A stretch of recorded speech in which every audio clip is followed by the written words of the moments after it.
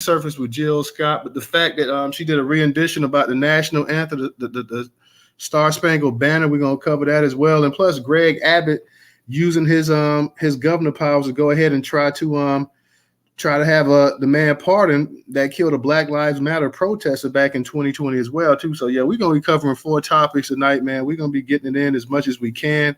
I definitely look forward to hearing everybody coming up here and speak.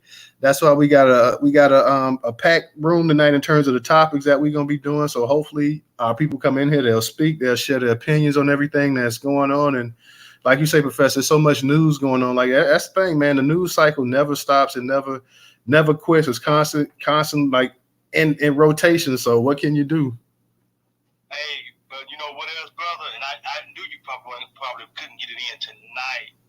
But that one about that, I don't want to say he was a University of Georgia trainer, but everybody keeps saying that he was. Yeah, I'm gonna bring that. I'm gonna do that one too. I'm gonna do a space. You're right, because I can't. And you know that you can only fit so much into the titles as well too. So yeah, I'm gonna go ahead. Yeah.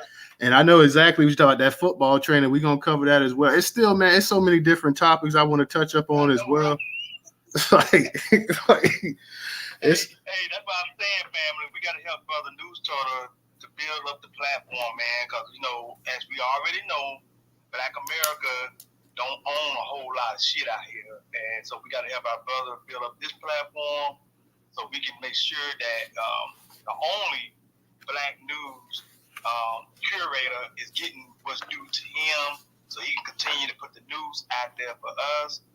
And so tonight, y'all, you know, even if you ain't got Cash App, I do PayPal, and I'm gonna make sure I go to PayPal tonight and put some money up in there. Yeah, we definitely appreciate that, and like you said, we definitely we growing slowly but surely, man. So we just gotta go ahead. It's a grind, Professor. We gonna grind this thing as much as possible. Shout out to Sean. I see you up in here. Tech Ray, what's going on as well too, man? We gonna go ahead.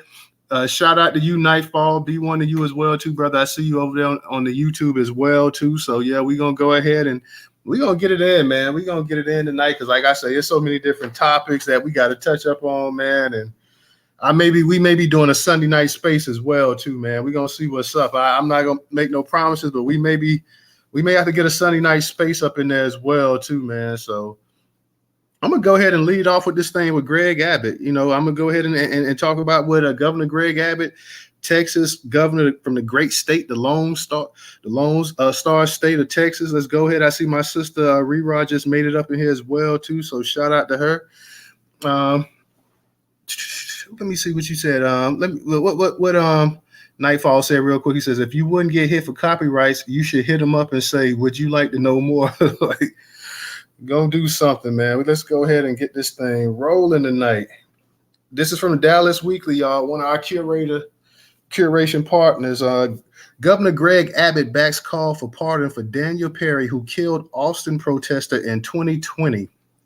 Governor Greg Abbott directed the Texas Board of Pardons and Parolees to consider recommending a pardon for Daniel Perry on Saturday, one day after Travis County jury convicted a U.S. Army sergeant in the 2020 murder of Austin protester Garrett Foster. Let me go ahead. I see DJ requesting to come up here. And Professor Ray, I know you've been busy lately, so Professor, I'm going to go ahead and make you a co-host tonight along with DJ. So as people, when they come up here, y'all can go ahead and send them up and let them speak while I go ahead and touch up on this real quick. So after 17 hours of deliberation and an 8-day trial, jurors Friday found Perry guilty of murder for shooting and killing Foster, who was armed with the AK-47 as part of a group protesting police brutality. Perry, an Uber driver, had encountered a protest a few blocks from the Capitol in downtown Austin. Under pressure from conservatives, Abbott announced Saturday that he asked the parole board to review Perry's conviction on an expedited basis. The Texas Constitution, he said, requires the parole board to recommend a pardon before a governor can act. I look forward to approving the board's pardon recommendations as soon as it hits my desk, Abbott said in a statement posted to Twitter. Texas has one of the strongest stand-your-ground laws of defense that cannot be nullified by a jury or a progressive district attorney, Abbott added, repeating conservative criticism levied against Travis County's Democratic District Attorney Jose Garza. Prior to Abbott's announcement, the Republican Party of Texas called on the governor to get involved.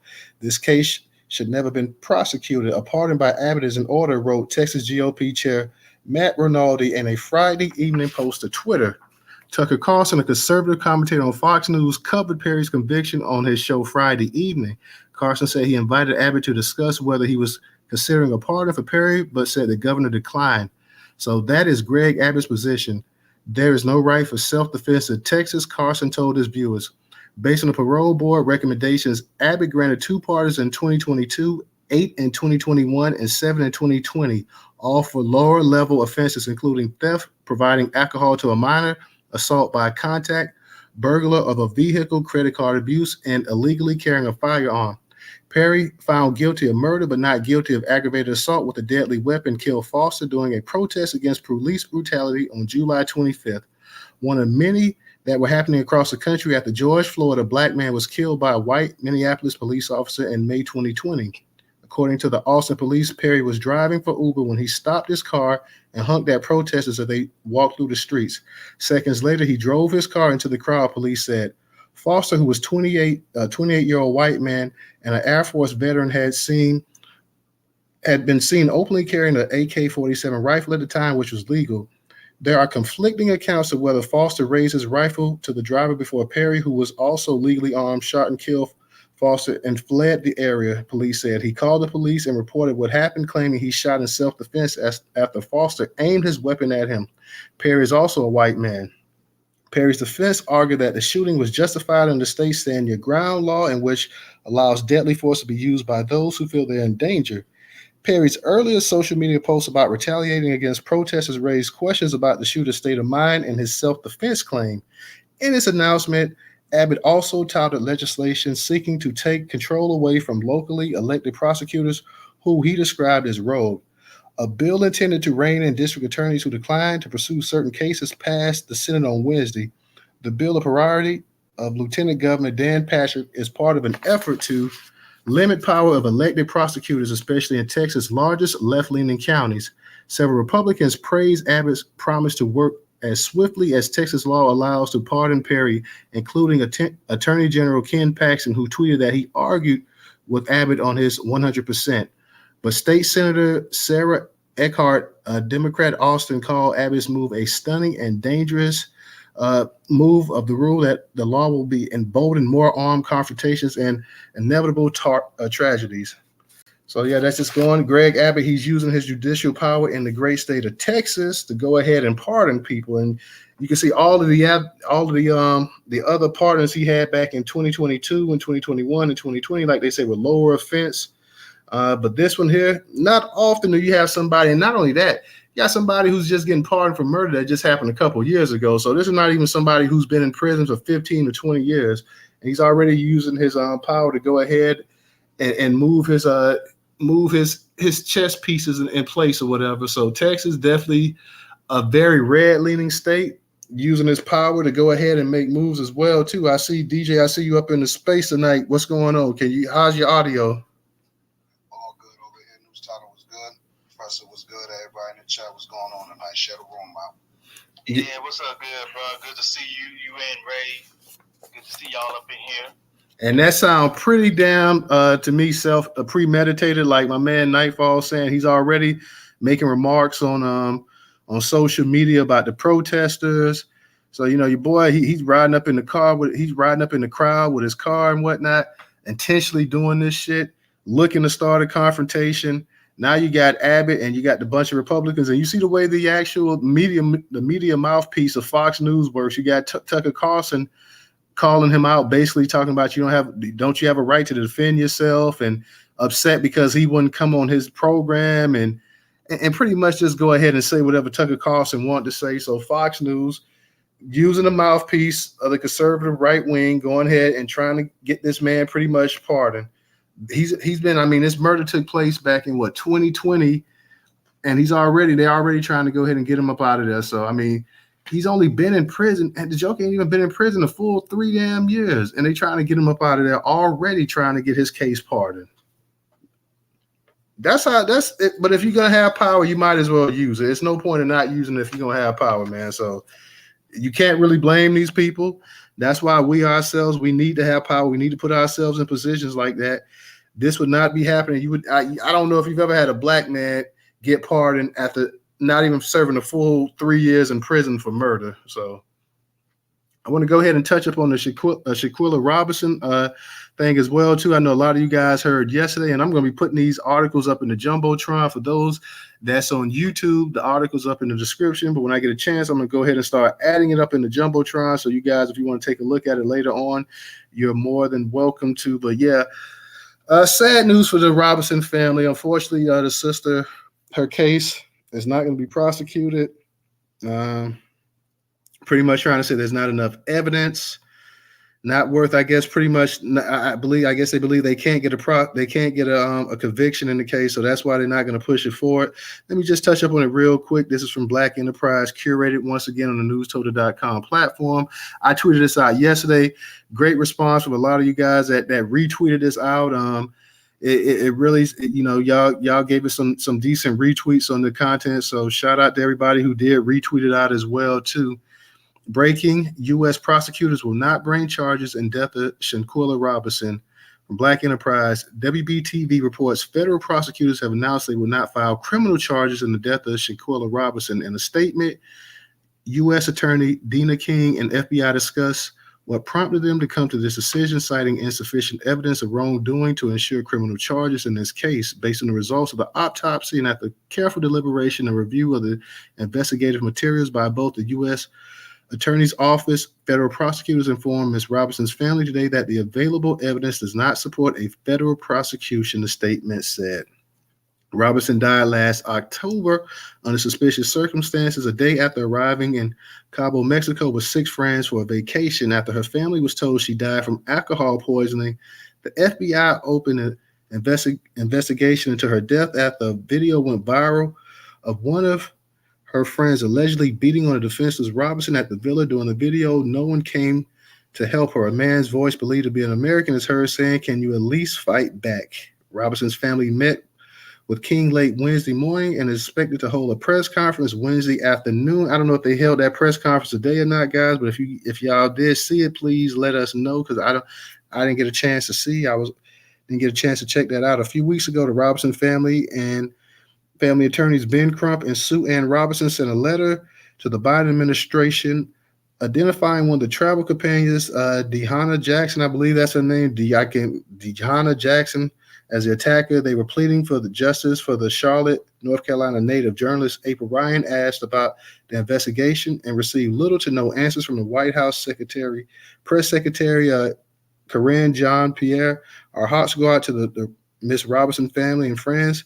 Pierre said, "It's devastating what occurred. It's a tragedy. We've been following the news because there's an FBI investigation. There's little that we can say about it. U.S. officials made it clear that Jackson is not a criminal suspect after the FBI investigation, but haven't specified the Department of Justice or Department of State's position on extradition." Now, how are you going to extradite somebody if you're talking about people are not? If you're not going to bring federal charges, or you're not going to prosecute, then I don't even understand how you can extradite. Maybe somebody can correct me if I'm wrong on that, but how are you going to extradite somebody that you're not even going to charge? How is that even possible? If you're not willing to charge the person, what's the point of even trying to extradite them? And we kind of knew this story wasn't going to go anywhere for a while. Unfortunately, only the friends know exactly what happened to her. You start hearing all about this alcohol poisoning and this and that or whatever. Nothing really concrete ever came. We saw how this case got so quiet after a while. It was at one time it was the major news in the country. Next thing you know, you didn't hear anything about it. You would get an update here or there, whatever. And unfortunately for her family, it looks like she went to Mexico on a vacation with people she thought was friends. End up being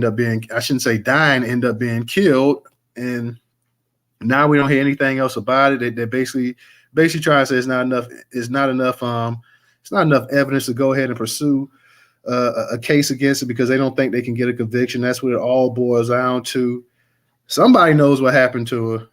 One of those friends that she went to, I don't know how we can just see a video of a woman just getting wailed on and nobody knows exactly what happened to her. All of the friends, they pretty much had the same story. Nobody's come forward and said anything about it. So this is just crazy here. I don't even understand that. My man Nightfall, he says, "I guess Biden's regime has a one nigga quota. Pretty much looks that way. Not to mention the suspects are all U.S. citizens, and that's what I'm talking about. If you're not gonna prosecute, then what are you talking about extraditing somebody for? You can't extradite them if you're not gonna prosecute them. So I mean, DJ Professor, help me on this one right here. If they're not gonna bring charges against the people, how can you extradite them? I mean, I just don't understand that. Well, that was the whole reason why it made no sense for the United States to force Mexico to extradite them back into Mexico, even though the crime happened in Mexico. It was already weeks to have been passed for evidence to be trampled on, messed up. Mexico don't care about nobody. This is why we need to vote to close the borders. They don't care about our Shanquella. You know what I mean?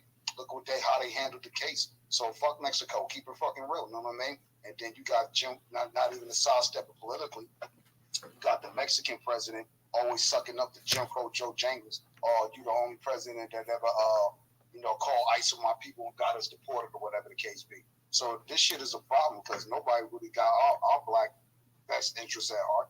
And you see what just happened. So if the United States actually gave a damn, they came back here. You feel what I'm saying? They left the scene of a crime, even though it happened in another country. You had the power to extradite them back to Mexico. That's what you did. So why is it when they come back here again, you can't just prosecute them, yo? Yeah, real talking. Let me say this, why can't you just prosecute them, bro? You know what I'm saying? Because they don't care, bro. And then it's now pretty much they're making it be the culprit's word against the victim. You see what I'm saying? Or the victim's word against the culprit. They're reversing the shit. So now they victim shaming. Shanquella, you see that? Our American government, United States government, allegedly failed Shanquella Robinson, just like they failed every other black person that has been systematically failed, or us being, I ain't even gonna say the word oppressed, but just systematically, having injustice placed upon us time and time again. It is what it is. That's all by the hands of the government. They could do something about it, just like they could do something about this damn fentanyl coming in the country, just like they could do something about this immigration issue of flooding in the country. These people don't care. This is why we need to just delineate, move away from these people, black state of America, and just live amongst ourselves without having to deal with these people, man. Go ahead, though. Real quick, let me give a shout out to you, Professor. Thank you for your contribution on PayPal. I'm about to say Cash App, but thank you for your contribution on PayPal, Professor. Go ahead, you got it. Yeah, you're welcome, brother, man. Hey, like I said, family, up there in the Jumbotron, and Newstoter has it up there. Let's try to make these donations every time he has a space. Family, I want us to try to put that money in there so the brother can grow the largest curator platform, black-owned platform in America. I want everybody to do what they can continue to donate. You can do it through Cash App, PayPal, Venmo, and another one I might forget. PayPal, Venmo, and Cash App. Now, let me say this, y'all. The government doesn't care. The government could also make a move to prosecute this case. They could easily bring these people to justice, but the government gets involved in what they want to get involved in. There you have it. There's a lot of cases out here involving our people that they could get involved in and take over, but they choose not to do so. So that's basically what it comes down to, everybody. When you talk about the federal government, y'all, the federal government has the right to take over cases from the states. The FBI can come in and take over a case from the local police department. This is very true. I know some people might not believe that, but it's very true. So that means if they see where something is not right in a case, they can make moves to come in and challenge it and take it over. But that's just something that they choose not to do. Okay, especially as it pertains to us, Black Americans. I land my plane right there. All right, Professor, appreciate that. DJ, you must have dropped because I know. Okay, you back as speaker, but I sent you the I thought I sent you the co-host thing, but it's acting okay. You accept it. Okay. Let me go ahead real quick, y'all. We got to talk about this thing that went on at Target. The white cat up here knocking out the sister, and apparently this must have happened in October last year. You know, we just not hearing and seeing the video of it or whatever. So just it's pretty crazy from what we see. I know the sister was talking about her grocery bills was $1,000, and she was saying that the reparations could be paid. I guess basically use reparations to pay it. Let me go ahead real quick. This is from Black Sports Online. I put that up in the Jumbotron as well too. It says Target security guard punches Karen Ivey for demanding her $1,000 bill to be paid by reparations. How do you pay for shopping by reparations? This female shopper named Karen Ivey at Target got punched in the face by a security officer for asking that her $1,000 bill be taken care of by reparations. According to the details via Daily Mail, shocking video footage has revealed the moment a Target security guard punched a woman in the face after she demanded her $1,000 grocery bill be paid by the store in reparations. Security staff member Zach Coder, 28, was caught on camera hitting Karen Ivey, 37, at Target in Blue Ash, Hamilton County, Ohio, in October last year after she grew aggressive with the manager.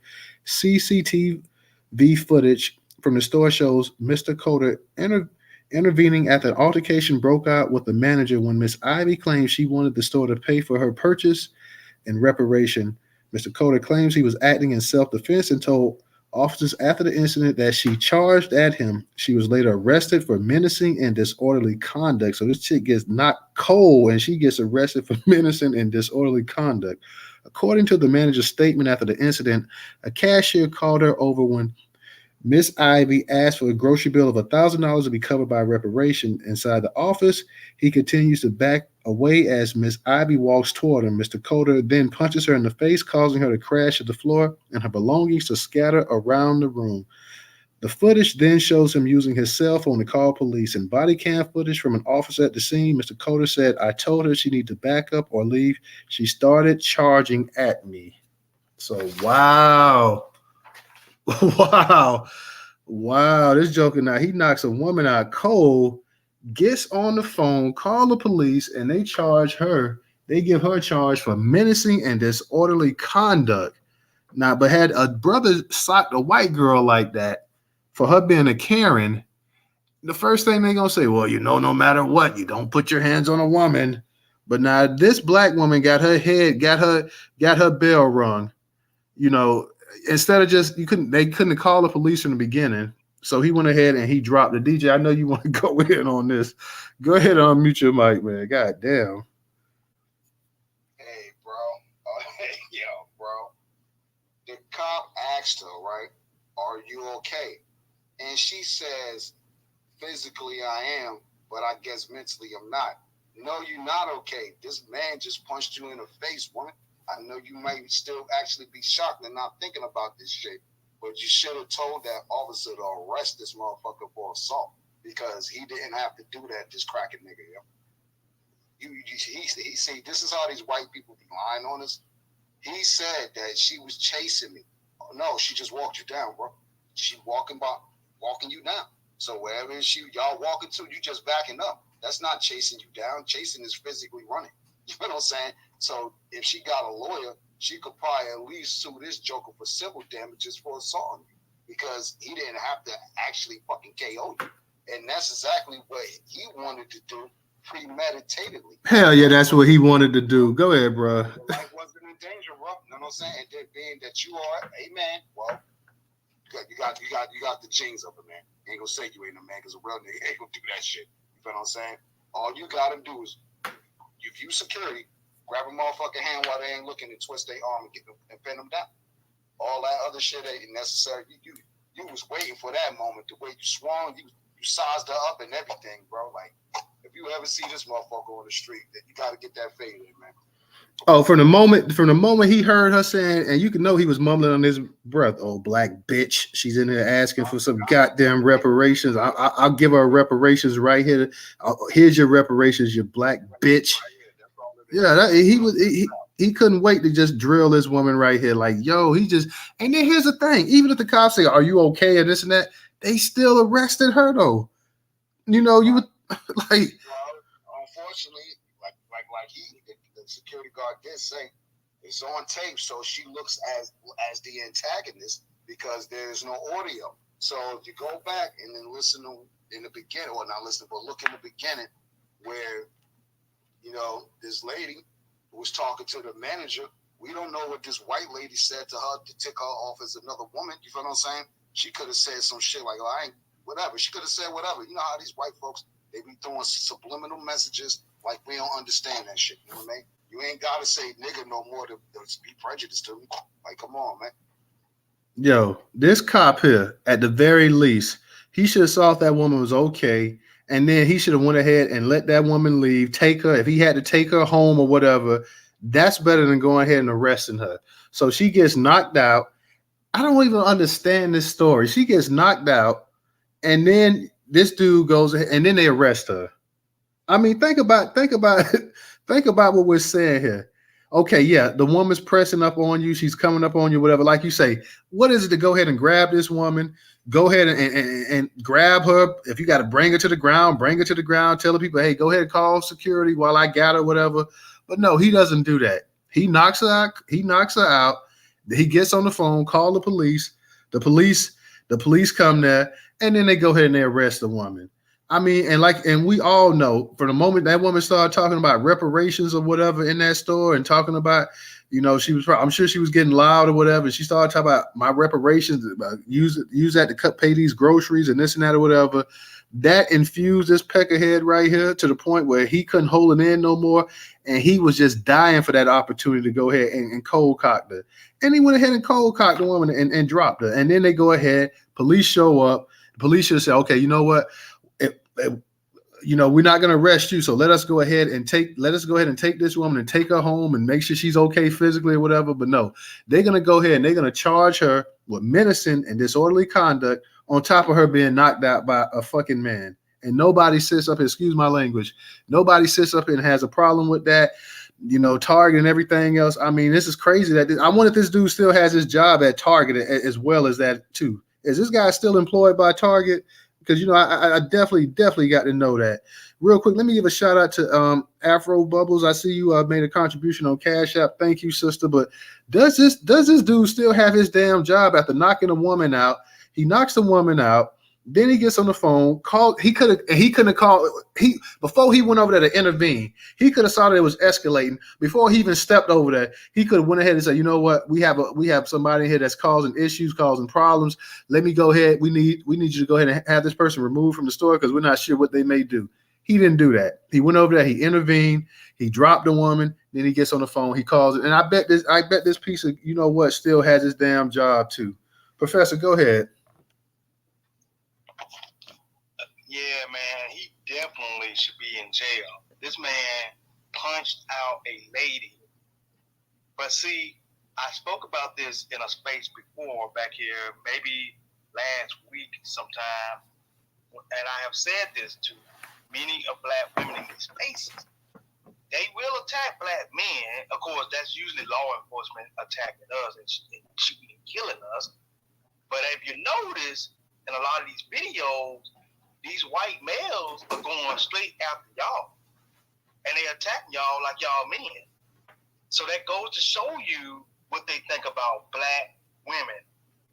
And that is they see y'all as being hard and y'all are like men to them. And I hate to say that because y'all are definitely not like men. But that's how they see you all. Okay? So this is what I've been saying for all the sisters in the spaces. Get them 2 A's or 14 A's, have them ready. Have everything ready. Self-defense classes. Because these white motherfuckers are attacking y'all like y'all men. So just letting you know, be ready, be prepared. All right. Thank you, Professor. DJ, go ahead. Yeah, for the most part, Professor, but you know, a lot of our black women think they don't have to listen to a black man. So you know, when the shit hits the fan, you get your nigga wake up moment. Don't call Tyrone, you know what I'm saying? Or don't call Professor, brother. No, or DJ. Yeah, I know, right? hey, bro, I hear a lot of sisters out here and I know you do too, that try to be real tough. And hey, look, I love tough sisters. Now, you know I'm down with you tough sisters. Hey, that's my fact. They're very sexy. It's something about a tough ass sister that's But anyway, I digress. But look, for all you sisters that are tough, you can't take on a man. I don't care who you think you are. You can't take on a white man, black man, or what, Hispanic man, or Asian. Hell, well, I don't know now. You might beat the hell out of an Asian man. But anyway, I digress on that too. Yeah. But when it comes to black men and white men in particular, you're not gonna be able to beat us. Unless that's some scrawny ass man that just can't fight for a damn, you're not gonna be able to just beat a man. And I see women that try to be tough, they try to be all hard, but you just can't do it because see, this is how they see you guys. They see you as being like that, and that's why I worry and I get concerned when I see women behaving in that way, because this is how the larger society look at black women. They look at black women as not the same as white women.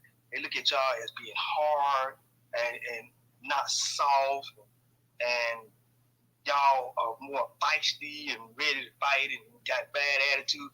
I'm just telling you, sisters, for the ones that want to be tough, it's not a good idea in this society, the way things are. Just letting you know. Now, I say be tough to a certain extent.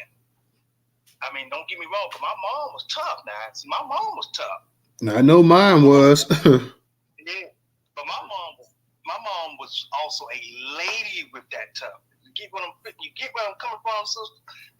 She was a lady with that, okay? Because she said, hey, I blast one of these goddamn Caucasoid crackers out here. She said that now. She'll blast them. But the thing is, she also said that it's a man's place to do the real shit on the ground. You know what I'm saying? When it comes to the men, you got to get the men get out there. And I know I hear a lot of sisters say that well, the men ain't out here on the front line doing shit. Well, here's the thing: a lot of sisters also don't seem to want men to help them neither. I have noticed that, and I am not saying all sisters now, but I noticed a lot. Like I opened the door. I tried to open the door for a sister the other day. Damn woman didn't want me to open the door for. See, that's what I'm talking about. What kind of shit is that? But anyway, it's dead, bro. Chivalry is dead. Yeah, chivalry dead. Brother can't do chivalry anymore. Shit, sisters don't want chivalry type brother, do they? Well, I let the sisters answer that. The sisters, y'all need to answer that. Let me. I'm playing the plane. Yeah. Hey, so just real quick, because I know Original got his hand up. So this happened back in October, y'all. So the real argument is, one, got to find out if this sister is a sister. You know what I'm saying? Two, why was you demanding reparations for things that you have to pay for? You see what I'm saying? So let's not always spin the narrative on an aggressive Chad for punching you in the face, because like you said, she said, I'm okay, but I'm emotionally angry. So you let your emotions get the best in you, and you got cold cock because of it. So it's nothing she could really have said, because you could just tell by looking at the picture that she caused this problem in a way. But yeah, but he still. I mean, the man still. I mean, come on, like he's supposed. Yeah. Yeah, I'm gonna let you cook, but yeah, the man's supposed to be security. He's supposed to do his goddamn job too now. Let me cook, bro. Just let me cook, bro. He shouldn't have a job right now, bro. It's just really that simple. I've been working retail my whole life.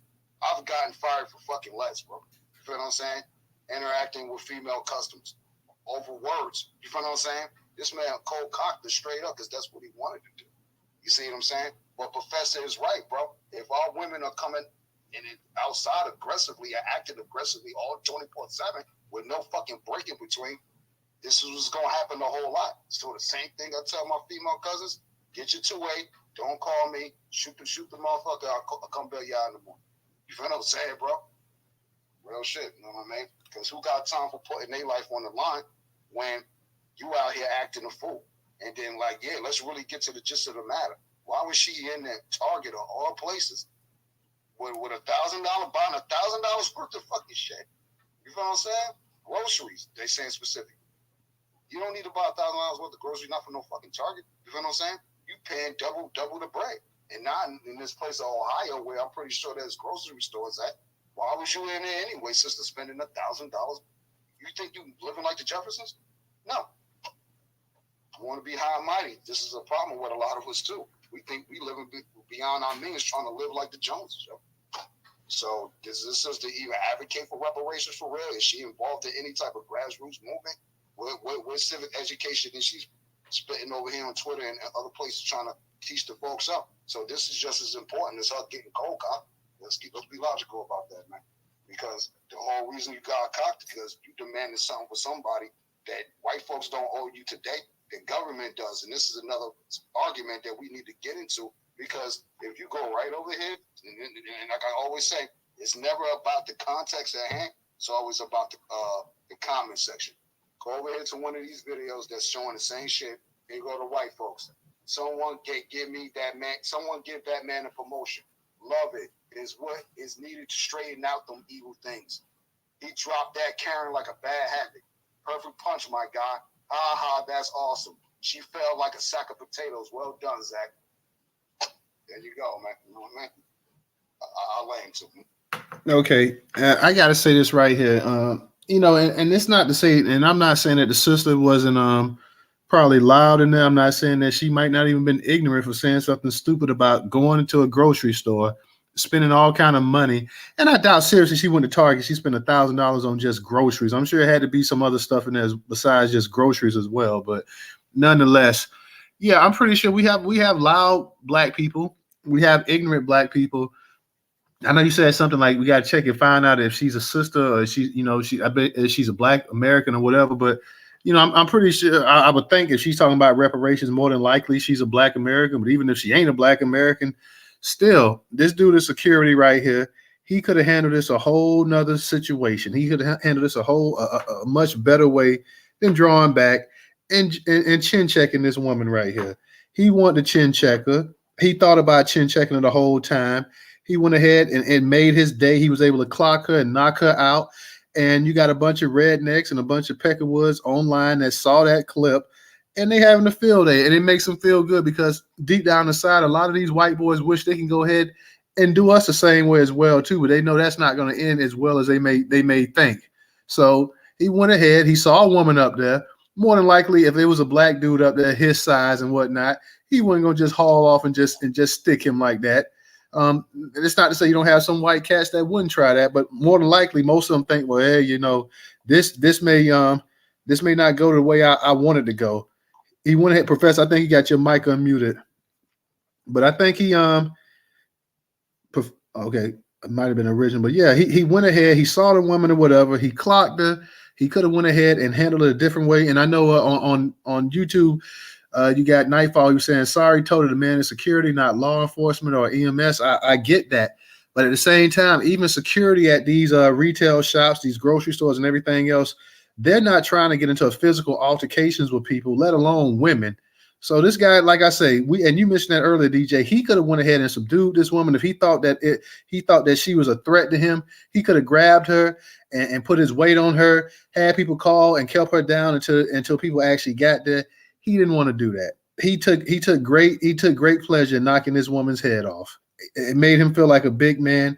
It made him feel good to knock this woman out, simply for the fact too that this woman was saying something that really, really got him pissed off. The fact that this nigga wench came in here talking about reparations, and like I say, the woman was stupid for coming into a grocery store, spending money up and then talking about, you know what, put this as reparations or whatever, because you're right.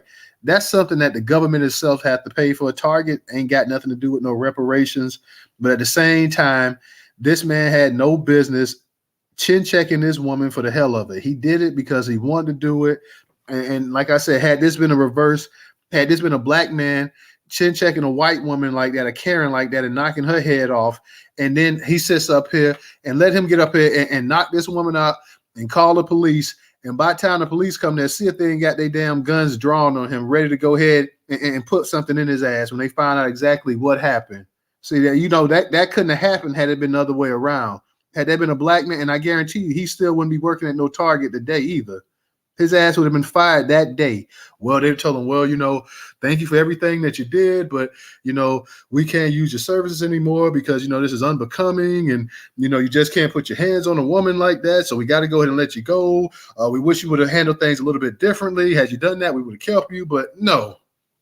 So if this white boy is still working there, Target is as much damn blame as anybody else. His ass should have been fired right there.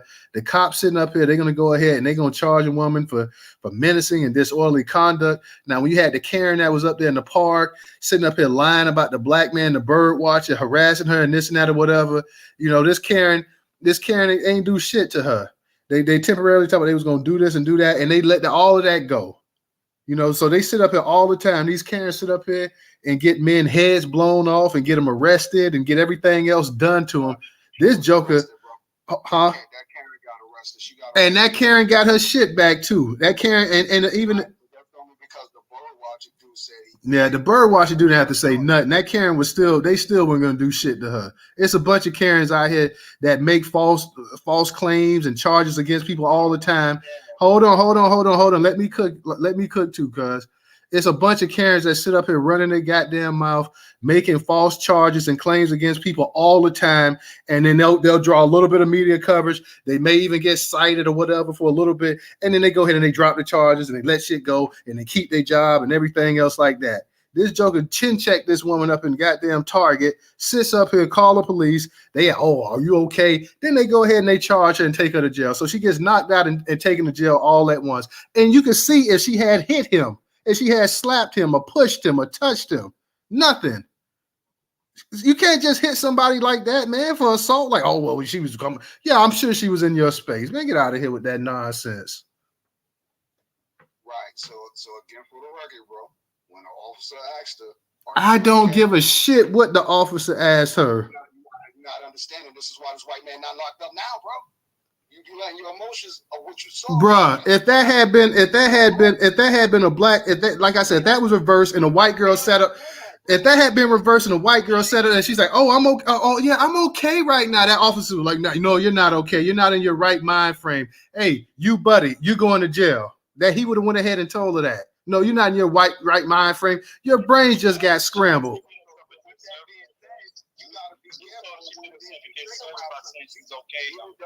Hold on a second. That's why I said you must have been in a state of shock because obviously you're not okay. You know what I'm saying? Again, when he asked you, are you okay? No, I'm not okay. I want this man arrested. That's what she should have said. Instead of saying I'm emotionally hurt. Like, again, you have Miranda rights in this country. You have Miranda rights in this country. It's your word against everybody else's, yo. Keep it real, man. Mm-hmm. What word when everybody in the store saw him clock the woman? Yeah, that's true, but the thing is, she shouldn't have said that she's all right because it gives the stereotype of what I just said earlier that black women are tough. That's what I be trying to tell sisters not to do. I don't mind a sister being tough when it's time to be tough when it comes to raising her kids, handling business in the home. But out in these streets, black women don't need to be so tough. Play the Karen role yourself when a white man hits you. She did herself a disservice, and I want sisters to understand you're doing yourself a disservice when you be trying to be tough out here in these streets. Don't do it. Stop it. I land my plane there.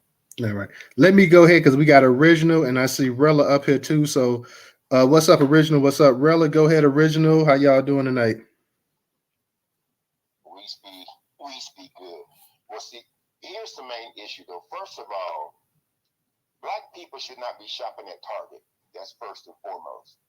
I don't know if you remember, or if anyone in the space remember, that several years ago, I think like around 2016 or so, Target sued the estate of Rosa Parks, stating that they had the right to sell her likeness and image and did not have to give her estate any of the proceeds. See, I haven't shopped at Target since. I don't go in Target. I don't parking lot. And see, that's the problem that, see, a lot of our people, unfortunately, too many of our people are not woke. They think, well, I ain't got nowhere else to go. What am I going to do? I mean, do what you got to do to make things happen for yourself. And I understand that's easier said than done. But at some point, we got to start punishing these people that don't treat us right in the first place. And what Target did to Mrs. Rosa Parks' estate, where they did it to her too, her and her estate, stating that they got the right to sell her image and likeness and don't have to pay her estate anything. Does anybody remember that? I don't even remember that original, but thanks because if it happened, I can't even remember, to be honest. Thanks for telling me though. Yeah, it's like Target. This is in the Huffington Post. Target wins legal battle over Rosa Parks Institute, which is part of her estate, and they wanted to sell her image and likeness without paying that estate anything. And I haven't been to Target since. I'm like, hell no, I'm not.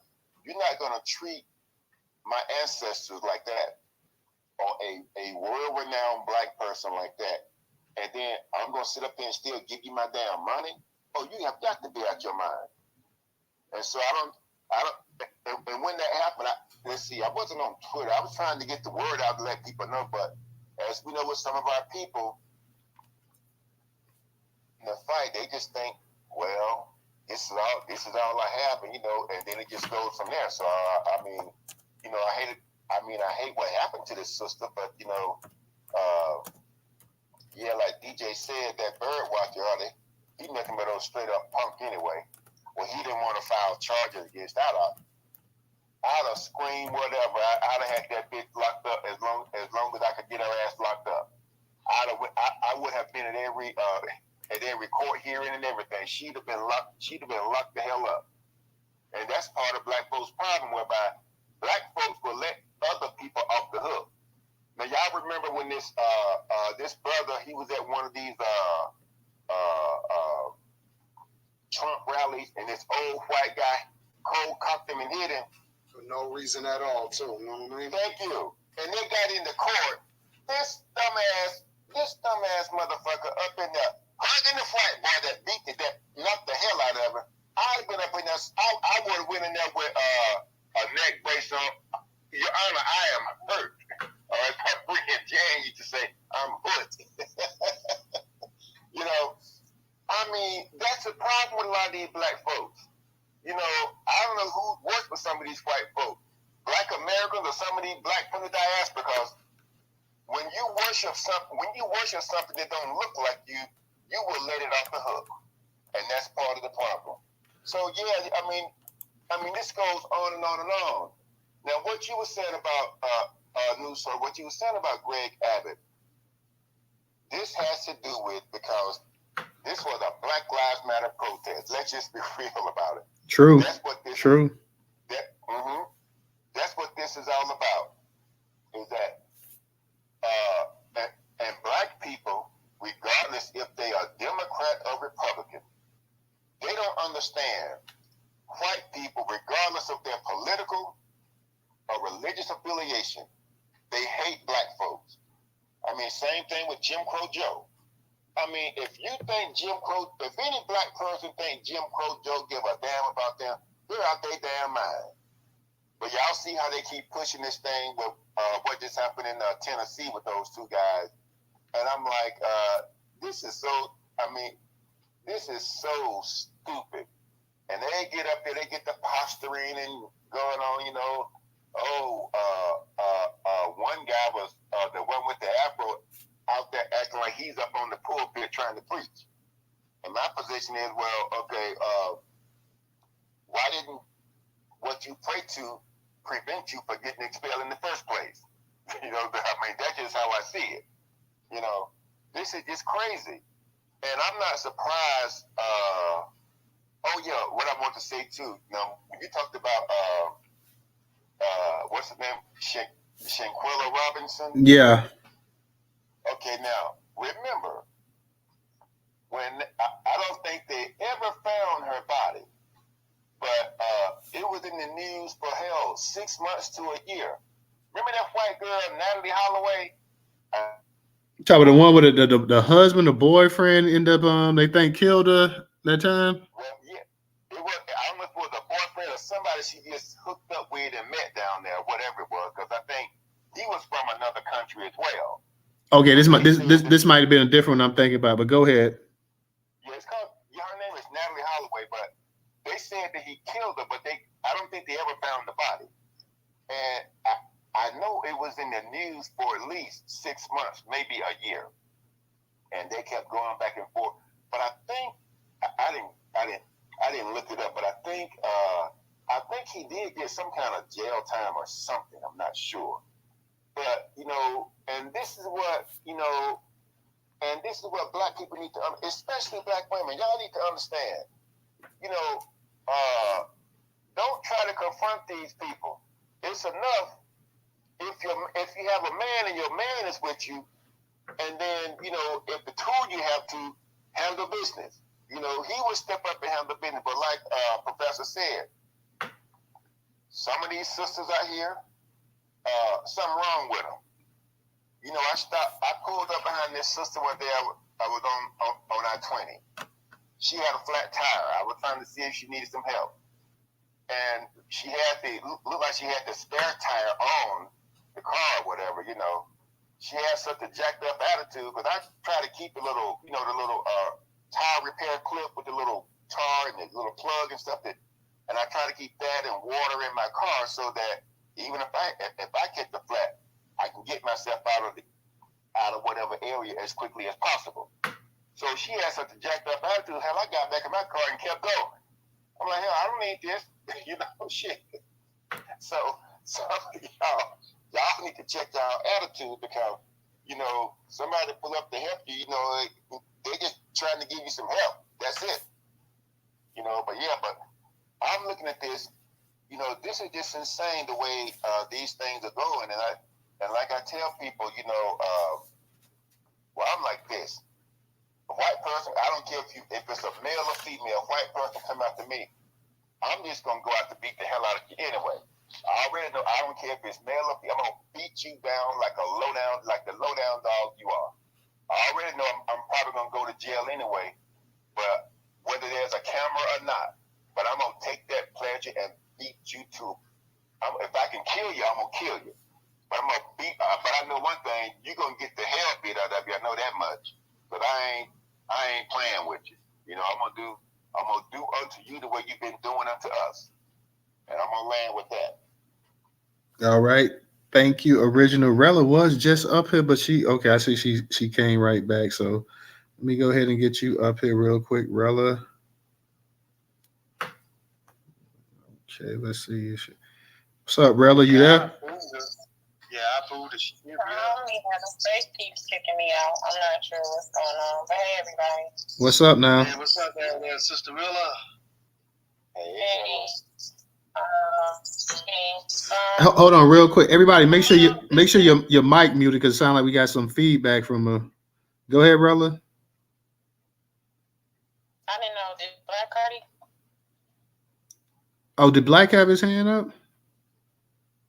He did at one point. Yeah, he probably at work though, so he'll come back up. Go ahead and we'll get to him. So I've been kind of like, I finally got my phone fixed. But it sounds like you breaking up, Rella. Can you hear me? Nah, you're doing the robot, boo. Drop down, come back up again on your phone.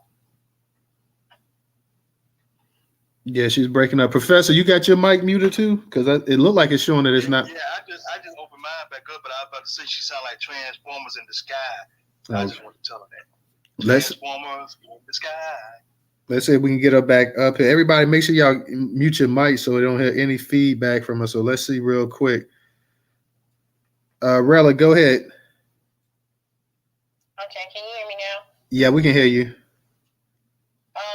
Social media has been such a weird place, the last few days. I didn't hear, I think seeing that woman being punched in the face, that to me, and I'm with Newstoter, that, I don't care what had transpired. The guy did not have any right to punch her in the face. And even if it was that, okay, he needed to get away from her. She had her bag in her hand and some other stuff. He could have easily left out and maybe got someone else or whatever, and then they could have just cooled the situation down. His first instinct was to strike her because he wanted to strike her. And, I hear a lot of men always talking about what women need to do and black women need to do this and black women need to do that. Is like, it gets old. Y'all been telling our grandmothers that they need to do certain stuff, and at the end of the day, they still have to turn around and protect themselves, regardless of how you feel. If you're not in my presence and I'm out and about, I have to be ready to protect myself. That's just pretty much what it is. It doesn't matter how you feel about what it is someone should be doing.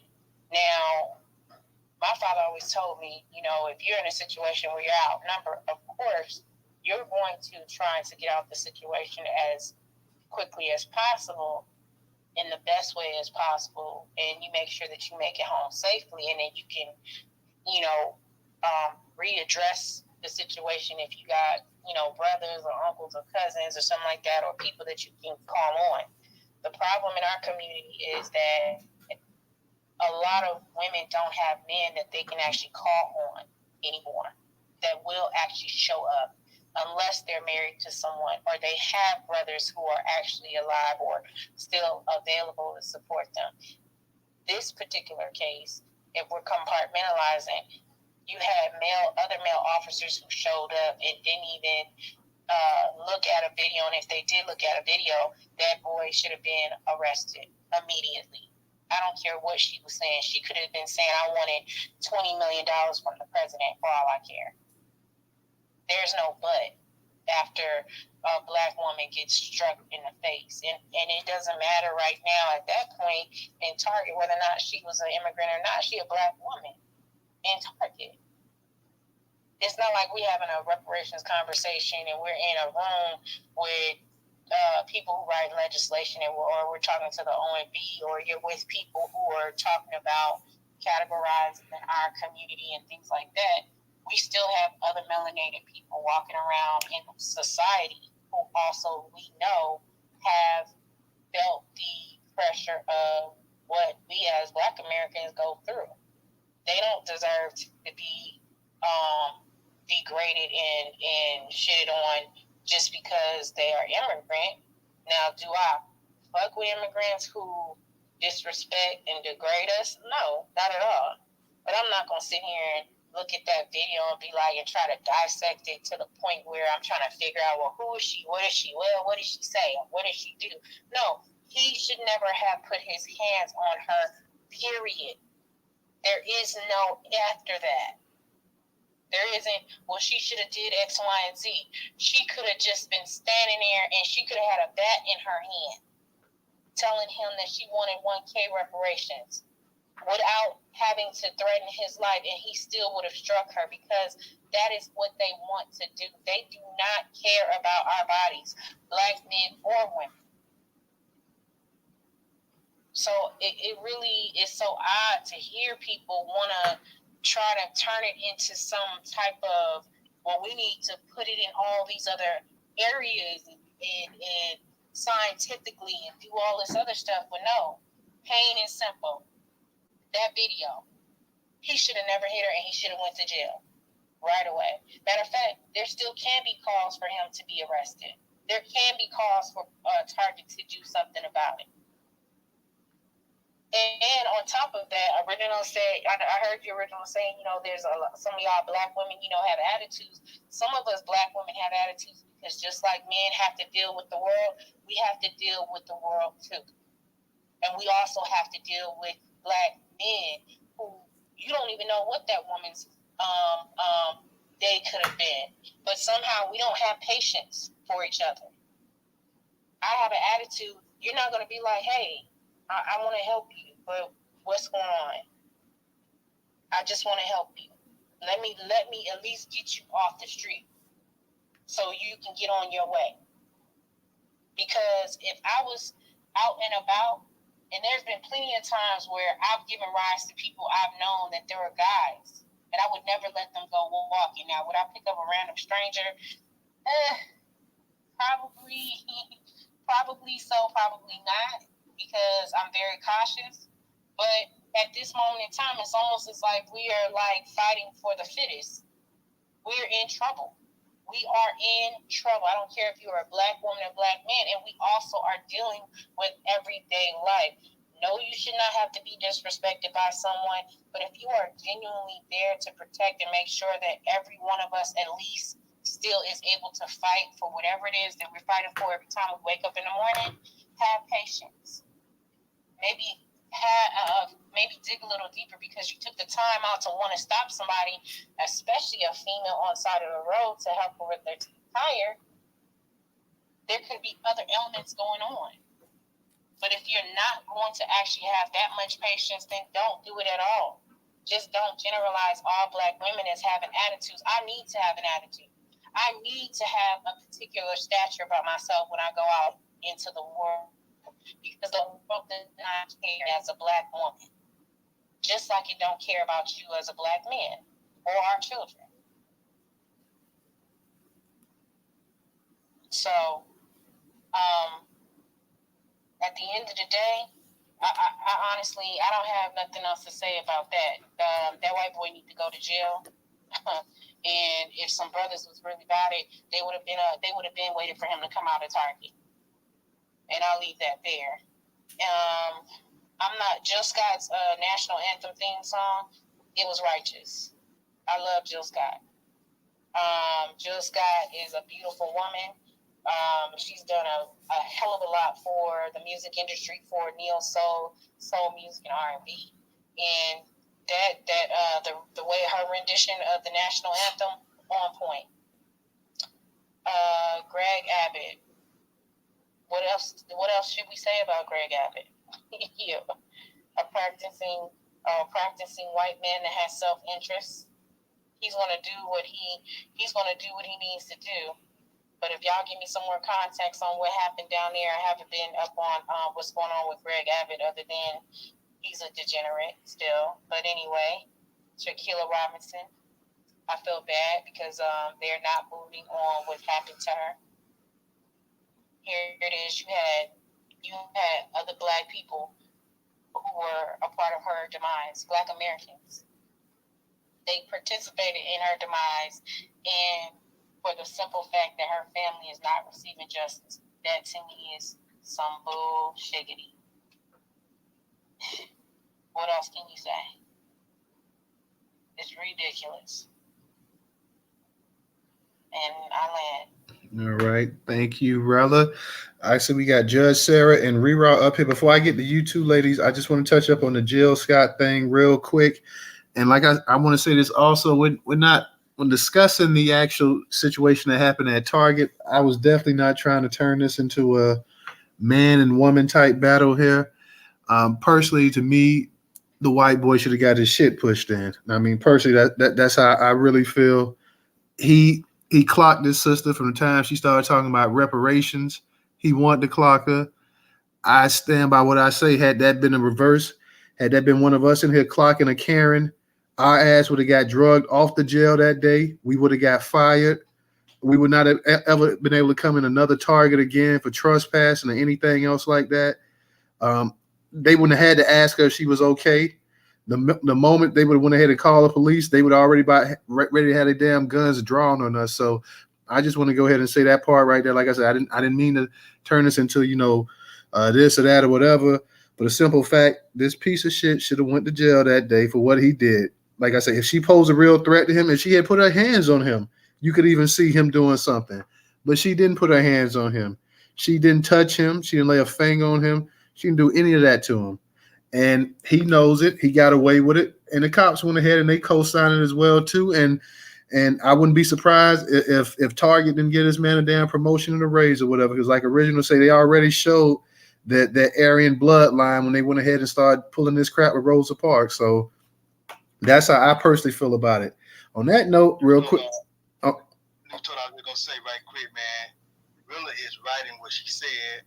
But when I said what I said about the sister, I said when that cop asked her if she was all right, y'all heard me all say it in space, she should have said then, I'm not all right. And me and DJ both said that.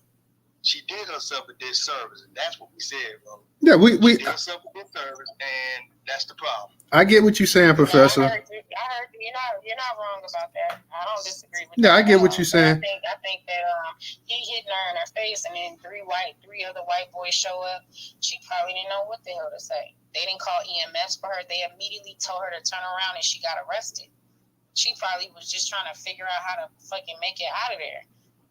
You don't know, like, we don't really know what her thought process was, and we don't even know if she had a concussion because he hit her so hard she fell to the ground. Anytime you get knocked out like that, your brain's short wired, so it is like a mini concussion. Whenever you get knocked out, that's exactly what it is. It's almost a mini concussion that your ass suffering. That's why I said she wasn't even in her right state of mind. You know what I mean? Even if he didn't ring her bell completely, you in the shock right now. That's why she said, I'm physically okay. That was her first fuck up. So if you're physically okay, you don't need no EMS. Everything is okay. I'm not even going to look any further other than what this white caucasoid is saying that you did. So yeah, go and put your hands behind your back because your emotions. That was the next thing she said. I'm emotionally angry.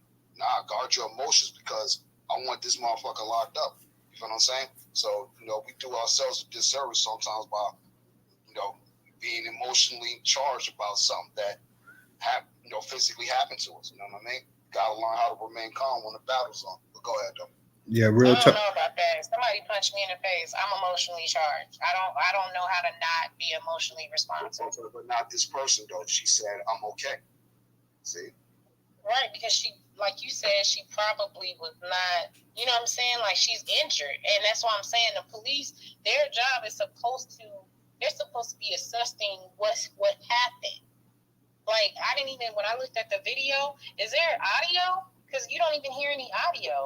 That's the other problem. I said it ain't no audio, so nobody knows what was really said. So you know how these white folks play. They'll throw these subliminal messages at you, like you don't understand what the fuck's going on, which probably sent her into a fucking rage. You feel what I'm saying? Because that's how they fucking play. But we got to learn how to guard our emotions. Karen, you got that. Refund all this shit and give me my money back. That's what we're going to do. Why, I mean, even like originally said, why the hell we even shopping at Target? Like, that don't even make no sense. You know what I mean? Real talk, y'all. Let me go ahead and touch up on this article. I'm going to get to Judge Sarah. I'm going to get to Rerod. And I'm going to get to Stephanie real quick. From Atlanta Black Star, its titles up in the Jumbotron. This is not the land of the free. Jill Scott goes viral for her rendition of the Star Spangled Banner after changing the words to include facts about how America was built. Jill Scott let her audience members know what ground they truly walk on after singing her own rendition of the Star Spangled Banner. A resurfaced video of the neo-soul singer belting out her own lyrics of the national anthem was recently reposted by commentator Angela Rye on her Instagram page. As the clip opened up, viewers can hear Scott sing, "Oh, say can you see?" She then changed the rest of the lyrics and decided to give her crowd a lesson about Black American history by the blood in the street that this place doesn't smile on you, colored child. Cheers began to ring out from the audience as her backup singers chanted, "Watching men," after she finished each line. When she reached the second part of the song, Scott sang, "Whose blood built this land with sweat in their hands, but you'll die in this place and your memory erase." The 51-year-old's voice heightened as she revealed what land America really is. Oh, say does this truth hold any weight? This is not the land of the free, but the home of the slaves. Applause for Scott's rendition filled the auditorium as the opening to her 2000s hit "Watch Me" can be heard in the scene just before the video cut out. There's a reason I had shirts that said "Land of the Free, Home of the Slave." Hashtag Jilly from Philly nails it with this one, Rye captioned the post. Fans praised Scott's lyrics in the comments section, and a few even suggested that a lone walk vocalist re-edition be the new anthem. Made me Terry and will continue to survive. The only national anthem that should be recognized. Our good sis Jill from Philly always gonna represent. Truth is real, erasing how this country was built in slavery by slaves, and still they continue to erase us from history. Without us, there would be no U.S. We created what we see today. The original video was recorded by a TikTok user whose handle is @NYNDOvermatter. The user appeared to have attended Scott's concert in Augusta, Georgia. For her current tour, this is Jill Scott. The tour is dedicated to her debut album, Who is Jill Scott? Words and Sounds, Volume 1, which turns 23 on July 18th. Damn, time really flies, doesn't it? Although Scott's re-edition is new to fans, according to R&B soul music lovers on Instagram, the Grammy winner wrote the anthem when she was only 19 years old. So shout out to Miss Jill Scott. I definitely love Jill. That's my girl there. So shout out to this sister. Jill's always kept it real. I remember Jill was one of the first voices that came out. They had to kind of silence Jill when the whole thing with Bill Cosby dropped. Jill wasn't trying to hear it. So they kind of had to silence her as more and more people came out, but she stayed true. So shout out to that sister. She doesn't bite her tongue a whole lot. So, I gotta give her a shout out on that one as well, too. I see we got Judge Sarah up in the spot. Judge Sarah, go ahead and unmute your mic. Before I get to you, Judge Sarah, real quick, in the Jumbotron, y'all, we got the YouTube channel up there. Please go ahead and subscribe to it. The YouTube channel is, let me see, the second one to the right. So there's not a whole bunch of stuff up there. So while we're in the space, please go ahead and subscribe to the YouTube channel. For those of you that's not in here, everybody in here, make sure you go ahead and tweet this space out as well, too. Also, we have the Cash App, $Newstoter, $Newstoter. Newstoter is the largest Black-owned, Black American news media curation platform today in America. I'll say it once again. Newstoter is the largest Black-owned, Black American news media curation platform today in America. I want to give a shout out to Professor, and I want to give a shout out to Afro Bubbles for their contribution today on PayPal and Cash App. If you don't have Cash App, we have the Venmo and PayPal up in the Jumbotron as well. Judge Sarah, go ahead and unmute your mic. Hi, Newstoter and everyone. And what's up, Original Blood? I want to say to you, I'm sorry that happened to you, and I appreciate you. And I think you were smart to the fall back with the chick was acting crazy. Because when I've had flat tires, I'm like, somebody help me. So I'm sorry she was nasty. Before I forget, I want to ask you, Newstoter, are you going to discuss Coach Mark Taylor and his? We'll be discussing that in an upcoming Twitter space coming up shortly. Yes, ma'am. Yeah, because I haven't seen any news about that. But when Kyrie Irving did something, it was everywhere. Well, I did tweet. I tweeted it out too a couple times. So we've already shared it on Twitter. But yeah, we'll be holding a space on that as well too. Yeah, I just finished a video about that because that was kind of crazy. And just real quickly, reason why I kind of want to mention that now 5 women are trying to suppress Hulu from playing the Freaknik thing. Now 5 Black women, professional Black women, don't want y'all to see what they did in the 90s. But this man goes on a rant. That was a racist rant. And my intentions is to call the DA and maybe somebody needs to take charges against that man. That was hate crime. It's some kind of charge because he was threatening all kind of shit. Anyway, let me say this. Let me tell you this. Be calm because I know this might be a little disruptive. I didn't know about the Target thing. I just asked Rira about it and I looked for it. Then when I first saw him hit her. I was like, oh shit. But I'm sorry. I saw what she did. I don't know if y'all saw the whole thing. What I saw, a woman was not able to pay for her groceries or her merchandise. I saw a woman get in the face of a manager aggressively. I saw a woman back a man into his office. And I saw a man hit a woman who was being really crazy. I don't know if y'all saw what I saw. I saw her say, I can't pay for my this. Y'all need to pay for my shit. I saw her get in this white woman's face aggressively. Had you got my face like that, we would have problems. I saw her back this man into his office. Is what I saw. Okay, so I don't know if y'all saw what I saw, but that's what I saw. Not saying he should have hit her, but I don't know. So if some woman did that to you, what would you do? I'm saying I'm Black and Black. I love Black people, but shit like that is why they don't take us seriously. So because of this, because she's ruled on the case. Because of the one lady here is why they don't take us as a whole serious, is what you're saying, Judge Sarah? Yeah, I was about to say, fuck that. That ain't why. That's not why they don't take. Wait, hold on. Hold on, Rella. Hold on. I want to hear what Judge Sarah. Go ahead and let Judge Sarah go ahead and say what she's got to say. Go ahead, Judge Sarah. I didn't hear about it. I came and I looked for it. I DM Rewind. What happened?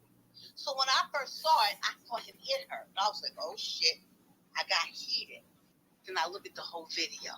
I saw a woman say, I can't pay for this. Y'all need to pay for this. I saw a woman get in this woman's face, the manager, aggressively. I saw the security guard come. He was at least 4 feet from her. She walked to him. She backed him into his office. What she? Yo, I don't know. Listen, I'm sorry. As a man, I don't think he should have hit her like that. But did y'all see what she did? Judge, you might want to get out of this space right now. No, why not? Why? You want to come to me? You want to be aggressive with me? Because I'm telling the truth. I didn't say nothing about you being aggressive towards you, but I think some of them might. That's what I saw. When I saw a crazy black woman get this person's face, I saw her back this man back into his office. That's what I saw. What did y'all think? Would you think I ain't black? I don't love black people? My life is devoted to black people. What I saw was a crazy black woman be aggressive. Should the man have hit her? I don't know. But this is what I saw. I'm like 60-40, I saw her get this woman's face. I saw her aggressively get his face. Because she can't pay for her shit.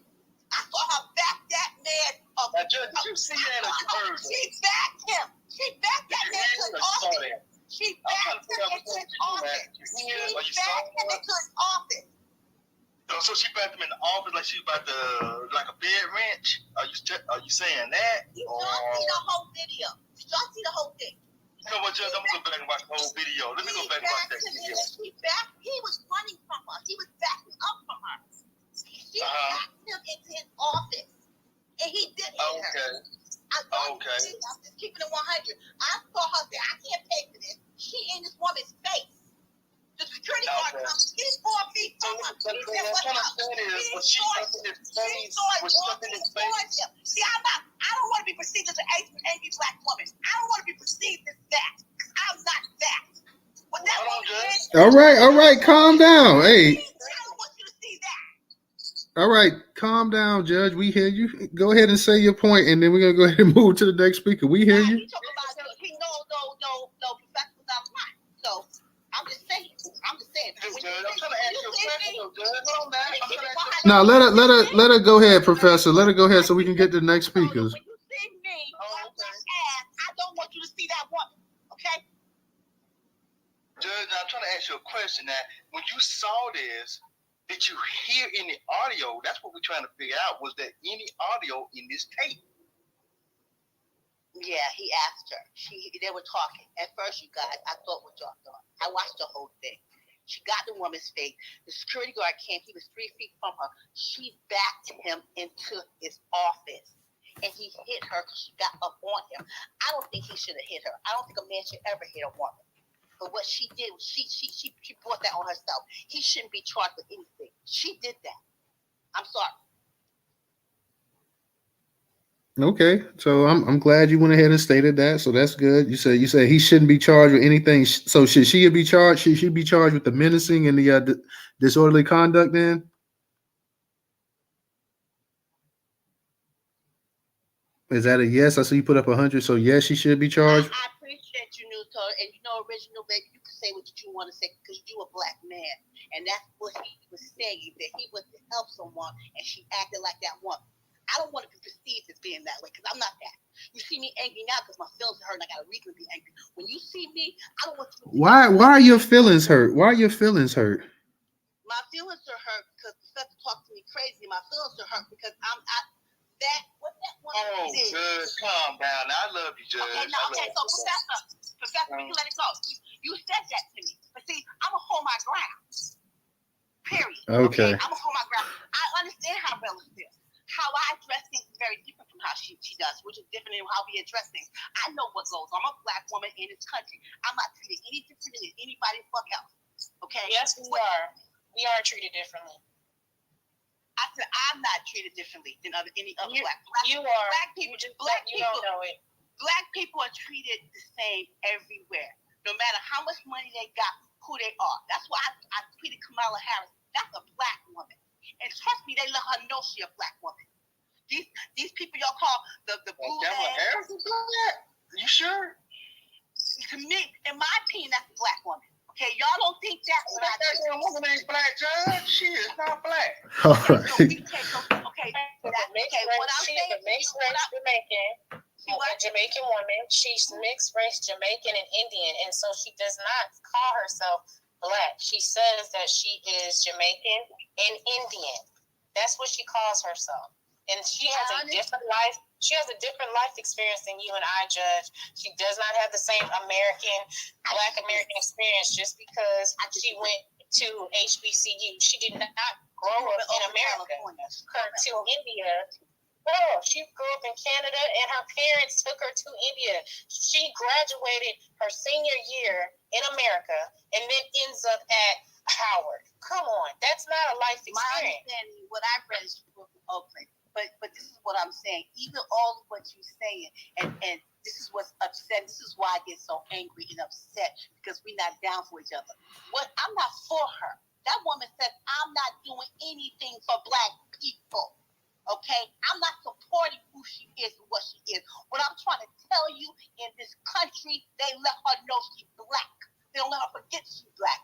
You may not think she's black, but the people she around, her peers, they let her know she's black. That's what they do. Okay, I'm gonna have to move on from the Kamala Harris thing because we got a couple other I speakers. apologize. That's cool. Let me go ahead and get to Rerod and let me get to Stephanie. Go ahead, Rerod. How you doing tonight? Hey, I'm doing good. How you guys doing? Peace and reparations to the family. Peace. I just wanted to say something really quickly about the Target thing. I don't think that it's so much as a woman thing or whatever. This is a societal issue. People are having a problem with what people say, and we all talk about this free speech shit and all of that. Yeah, people are free to say what they want to say. If I don't touch you, don't touch me. If you hit me, I'm hitting your ass back. That's just the rule. That's the game. This lady did not hit anyone. She was talking. She was talking to the manager, maybe aggressively. She was talking to the security guard, maybe aggressively, but she was talking. She was not hitting anyone. Secondly, this strong black woman shit has to end right now, okay? Because I am a delicate flower, all right? And I don't know what's going on in the manosphere, but most black women who deal with black men aren't usually not around them. I got cousins, I got a husband, I got friends. Everybody I hang out with is black, period. Okay? So there should never be no, I'm not going to protect this person or I'm not going to protect this person. I got out of my car and helped a black man push his car out the street. Me and all my cousins, okay? It's not about that. This is a societal issue. People are trying to just silence everyone. I mean, even me. I can't even say stuff no more because people are like, don't say that, don't say this. I should be able to say what the hell I want to say. Just like everybody else can say what the hell they want to say, you know? And Shanquella, man, they did her dirty. You know, they should be doing something. We're having a conversation right now about 2 black women, and nothing is being done. They're not doing nothing for Shanquella, and they winded up arresting this woman who was assaulted by a security guard for speaking. Okay, it's way deeper than what we think it is. People are getting arrested for saying gay. Okay, people are getting arrested because they won't let their kids say they're transgender. It's way deeper than just, she did this and she did that. No. She can talk. We should be allowed to talk. And that's another thing. A lot of black men, not black men, a lot of people say that we're angry and we're this and we're that. Listen, it's not my fault, but I know how to use my words. And maybe if I said something that offended you and it made you mad, that's fine. But that's not aggression. Aggression is me physically putting my hands on you. Okay? I am a very soft person, you know what I'm saying, for the most part. But yes, if I'm in a debate with somebody, it's going to go there. You know what I mean? And so it's not that. It's people just don't want to hear it. And if you don't want to hear it, then don't listen. You know what I mean? But don't be beating up on people. We got 2 black women talking about 2 black women in this space right now, and none of them got justice. Period. Point blank. I'm not pointing no fingers at nobody.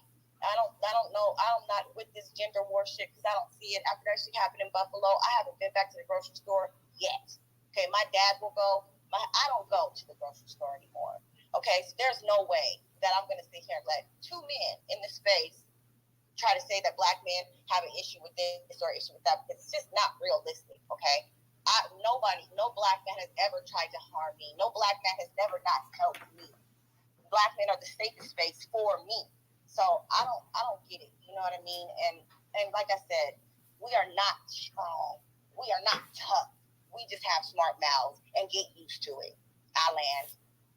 All right. Thank you, Rod. Thank you, sister.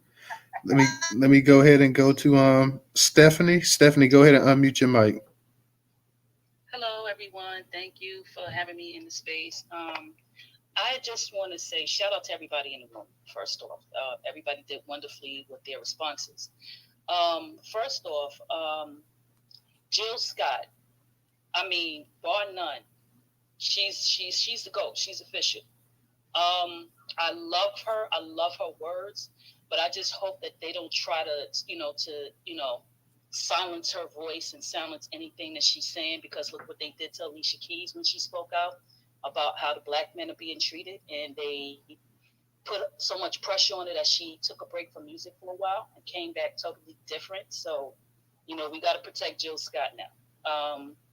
Secondly, as far as this Target situation, there's this thing. White people feel that they have full control over the black man and the black woman, period. It's always been that way. They still feel that way. He felt the need to put his hands on her because he felt in his feeble brain that he wanted to keep her under control or keep her in her place. And they're still utilizing that to this day. He shouldn't have put his hands on her, first off. I mean, yes, I think she was mentally ill and she was probably having a bout or an episode of it. He could have called the police and said that, we have a possible EDP. If she was out of place, then they could have restrained her and held her till the cops came. And I'm not talking about putting a knee on their neck or anything like that, but just restrain her. Because by right, I think she has a lawsuit. She can sue. He could have killed her. You know what I'm saying? So, as far as that is concerned, but like I said, these people still feel like they have control over our bodies. And I'm going to give you an example. And I was like 28, 29 years old. I was on a bus going down south, to see my aunt that I haven't seen in 20 years. And I sat next to this white man. Well, he came and sat next to me. And the whole entire time he kept talking to me. And I'm like, okay, I wish he would shut up. So as the night came in, it was like 1 o'clock in the morning. We were in Virginia on the bus. This man grabbed me by my crotch, okay? He grabbed me by my crotch. Me and him got into it because he kept still trying to put his hands down in my pants. So this tells you the mentality that some of these people have. And then I had another incident where this white man took and tried to shove his tongue in my mouth, and I smacked the mess out of him. I sure did.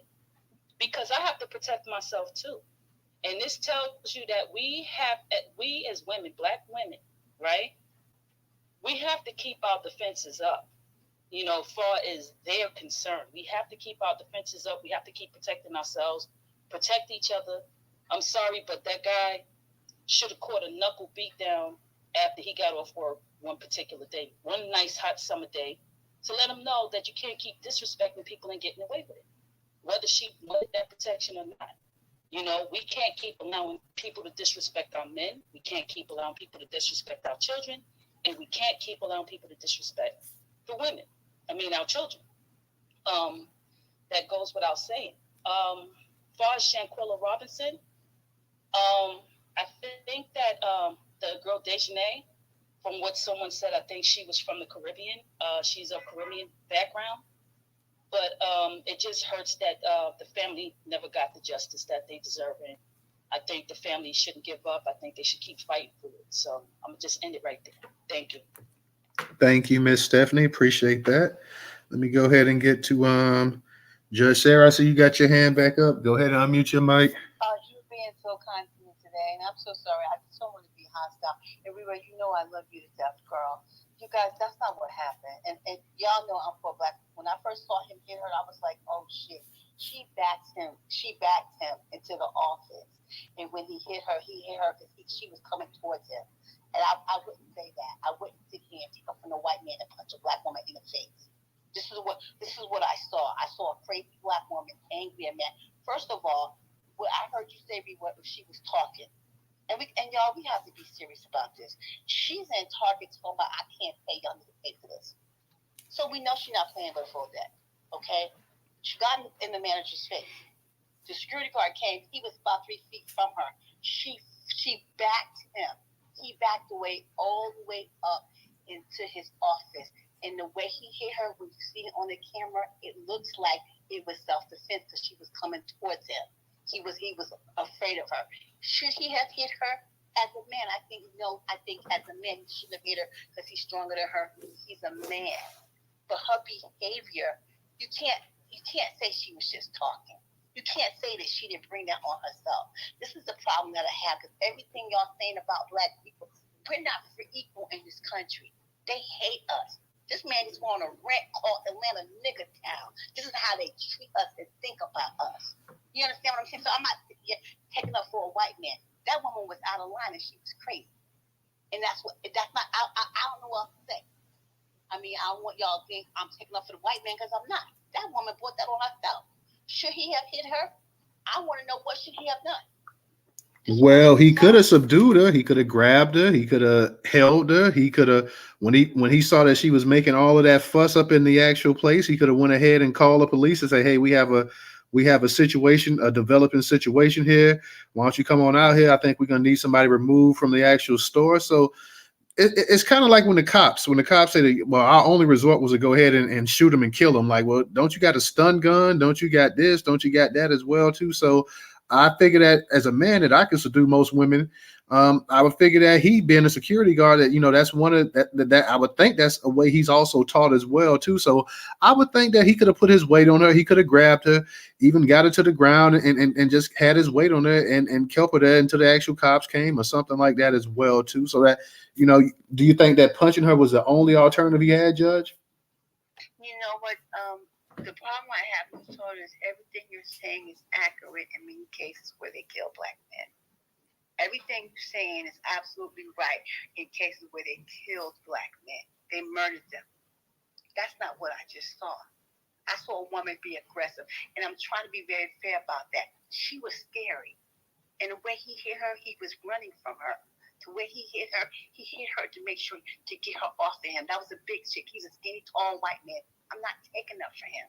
I'm telling you what I saw. That woman sound like a boogeyman. That ain't gonna fly. You guys, you know what? I know you feel the way you do, but this is the fucking hate that goes on in this country. This is what it does to us.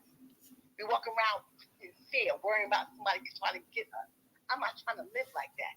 I don't walk around thinking they're trying to get me, but this is what they've done to us.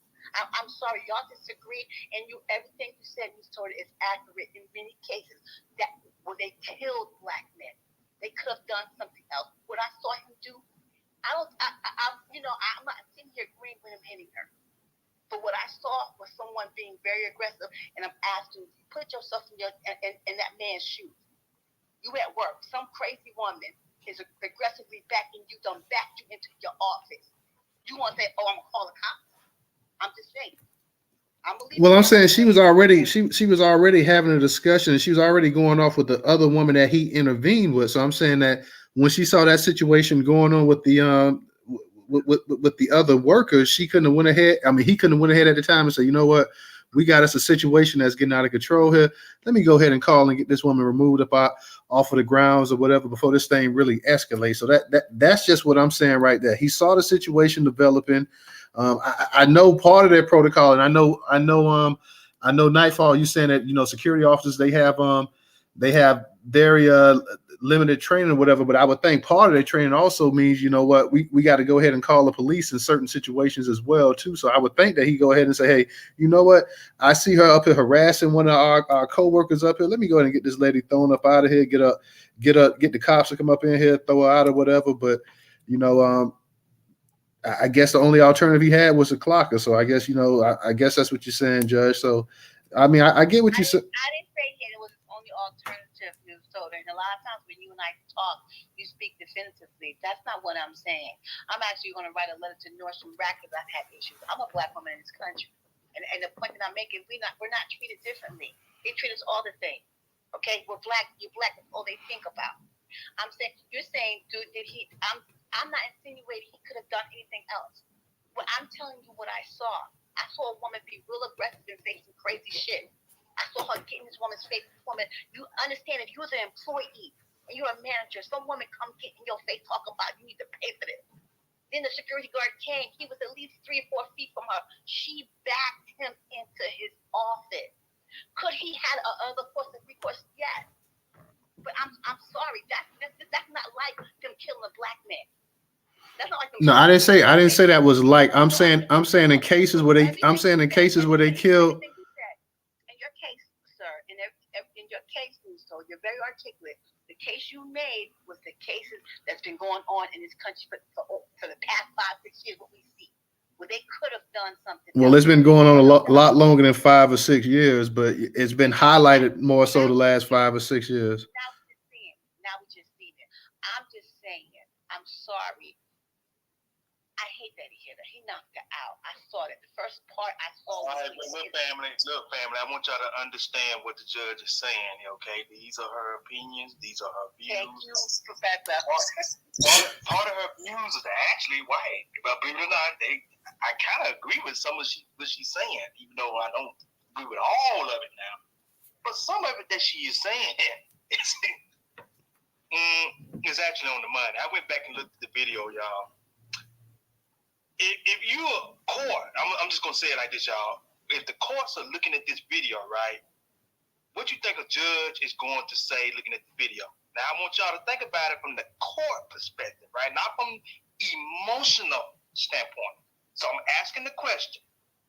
If this video is in court right now and people are reviewing it, what do you think a judge is going to say? I want everybody to give you an honest answer. Okay, go ahead. They're gonna pay for the medical expenses. That's it. He wasn't wrong. I think he might get fired because I think he did break protocol. I think he might get fired. Okay, hold on, real quick. We're gonna move on real quick. Let me go ahead and get to we're gonna come back to you because we got a bunch of hands up. So let me go ahead real quick. We got a couple new speakers. I want to get to them first. I'll go to Mr. Engaging, then I'm gonna go to Miss Giselle, then I'm gonna go to Rella, Stephanie, and DJ again. So go ahead, Mr. Engaging. Go ahead and unmute your mic. Yeah, thanks. I definitely want to touch upon a couple of things. I actually put in for a job for asset protection at like Bob's and all that stuff. I worked security for over like 10 plus years in private security. It is a different form of security where people can actually physically restrain people and hit people and such. I think us as a community need to be familiar with some of these security companies and what they in these roles in our community and how they might affect us as a group of people, respectfully. So like that would be like one of my first things I want to like introduce to you guys about, because like I see where I don't think as a group that we actually understand what an asset protection manager does, or they call that the asset investigator who investigate people who are stealing property at a shop or a grocery store and etc. You mean loss protection? Yeah, loss protection, but they go by different names like asset protection and all this other shit. So like they have like many different names, but we do need to be familiar with them as like Black and Negro people. Like we need to be understand these security roles and functions and how they move in our community. So that was like the first and fourth thing. I definitely want to give more support to what the judge is saying.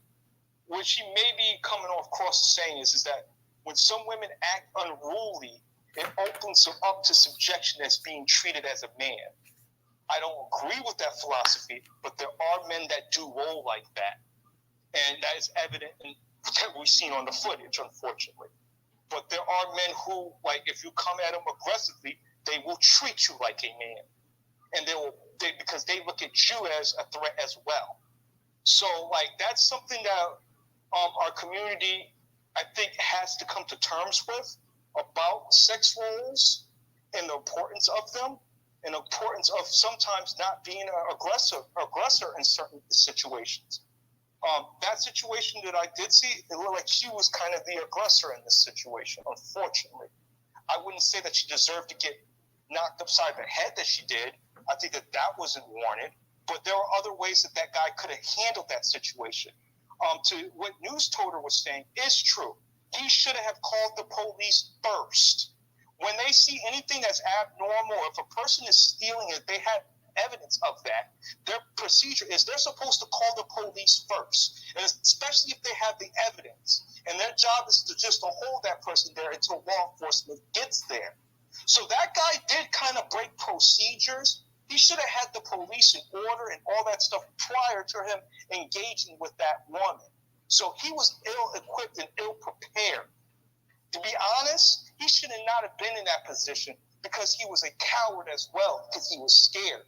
You can't be scared in those positions. And you're going to have to, like, that's just the way it is with security and these cops in positions. And right now they got a bunch of punk-ass cops and punk-ass security guards who just scared of a cat and stuff. Like, I'm just going to keep it real with you. I've been in the field with some of these guys. And they're cowards. Some of them are cowards, you know? And that's something that we do have to keep in mind as a community, who we are engaging with. So I just wanted to leave it off with that and just say that this was mind-blowing. And the other thing I threw up in the Jumbotron is saying that for sisters to be aware that you guys are next on the chopping block when it comes to mass incarceration. They are targeting you guys. No different from if they're targeting Negro black men. So, like, we need to be supportive of one another because they're targeting us because we're Negro and we're black. End of discussion. All right. Thank you, Mr. Engage. And let's go ahead and go to Miss Giselle. Miss Giselle, how you doing tonight? Yeah, I'm good. Happy with Friday Eve. I wanted to say it's been 50 billion videos that has come out. Thursdays. How you doing, B-Mo? You know, where people have been aggressive to black men 24/7, and they didn't knock the women out. We watch video after video, these women get aggressive, and then the police come and then they let the police handle. And everybody got a choice. And I'm not saying don't hit the woman, and all of that type of stuff. But I'm just saying it's always an excuse when it comes to these people. We always micro, like in no case should abuse be accepted from them. This woman is probably under a certain level of PTSD. All of us are screwed up over here. And what I mean by that is when you deal with the mental stress that the people are going through right now, you have people who are losing their mind. They didn't even expect for us to be able to deal with the shit that we deal with on a daily basis. How the hell are we going to be sitting here trying to explain why that woman did what she did? You don't know how low her life is probably at right now. You don't know the level where she at and what she's going through. No, she was scary. It's a lot of scary ass white men out here every fucking day. Every day. It's a lot of scary ass white women out here every single day that's very aggressive with us. And we've been dealing with their asses and they get away with it. We deal with the microaggressions in the workspace. We deal with the aggression from the cops. We deal with the aggression on the fucking streets. The unruliness from their goofy ass kids. Fact is this. You don't know that level of that woman's mental. So I can't say she deserved this or she was scary or like I just couldn't say that. Like and be like I couldn't be a woman that. No. Fact is this. These people have screwed us over long enough. So if she popped off mentally, you know that is what it is. But he did have a choice. He decided to bang her. It's been a couple of times where we've seen black men have to bang a couple of these people. It's refreshing for me because a lot of times they're abused by these people. But I just can never defend anybody like that. I don't care whether it was intentional or not. I mean, whether they were being, they didn't have any other choice or not. So, that's what I have to say. Yeah, sorry about that. But yeah, so they like all of the stuff that they're doing is for the freaking birds. Period. I personally am not in agreement with anything besides, anything besides them locking his ass up. He should have fucked. So he got that job for me. And I land with that. All right, thank you, Sister Giselle. Girl. I see we got a couple people that sign up too for the YouTube channel. Subscribe, so please continue to subscribe. People, continue to subscribe. We definitely appreciate it. I see a Black Majority State. I'm gonna go ahead. We're trying to get to the new speakers. I'm gonna get the Black Majority State, and I believe it's Mikos. We'll get to you as well too. So, Black, how you doing tonight? Hey, shout out Newstoter. I'm good. I finally got to where I'm quiet enough. Hopefully you guys can hear me. So yeah, I'm gonna talk about the Target situation. The first thing I thought about my parent, my mother, and I thought about family members, of course. That's the first thing that flashed through my mind. But I want to say this. Someone said something about a lawsuit, and when I first raised my hand, I certainly was going to bring that up because I think that is something that she needs to pursue. But, Black Americans have got to get to the point where it doesn't matter. It doesn't matter what we did, what we said. Even in the situation where she had a bunch of groceries and she either couldn't pay for them or she refused to pay for them, whatever. None of it justifies what happened to that woman in that situation. The unfortunate part is we practice fairness where they do not. They do not practice fairness at all. They do not believe in fairness at all. They believe in having the advantage always. And so while we are trying to be fair, it actually causes more harm to our people because we're trying to be so fair. We need to see these people for what they are. And whenever they do something that is out of line, and really we have to have a different standard for what's justifiable and what's not, we gotta do something about it. I don't know if she has sons or brothers or whatever, but certainly somebody needs to handle that situation. And then, they just got to deal with what comes with it. But I hope she does recover. I hope she does sue Target for tens of millions of dollars. And I hope she's victorious in that. And I'll land with that. All right. Thank you, Black. Appreciate that. Mikos, go ahead and unmute your mic. How's it going, everybody? Thanks for having me. Thanks for letting me come up on stage. I really don't know much what's going on with Jill, Scott, Target, and Greg Abbott, but I do want to touch on Shanquella. And there was one more thing that I wanted to cover before I land my plane. I honestly believe it was very tragic what happened to Shanquella, like everybody else. And, the decision, to not file any charges, to me, it's just, something that we've been always, we always, been going through. They want us to go out in the streets and act a fool and criticize us on that. You know what I mean? Continue to judge us off of our cries. You know what I mean? And, it's sad, that we have to, pick and choose our battles. But, hopefully, the streets, or, hopefully, something happens, I don't want to wish death on them. I'm not wishing death on them, but, things happen to people.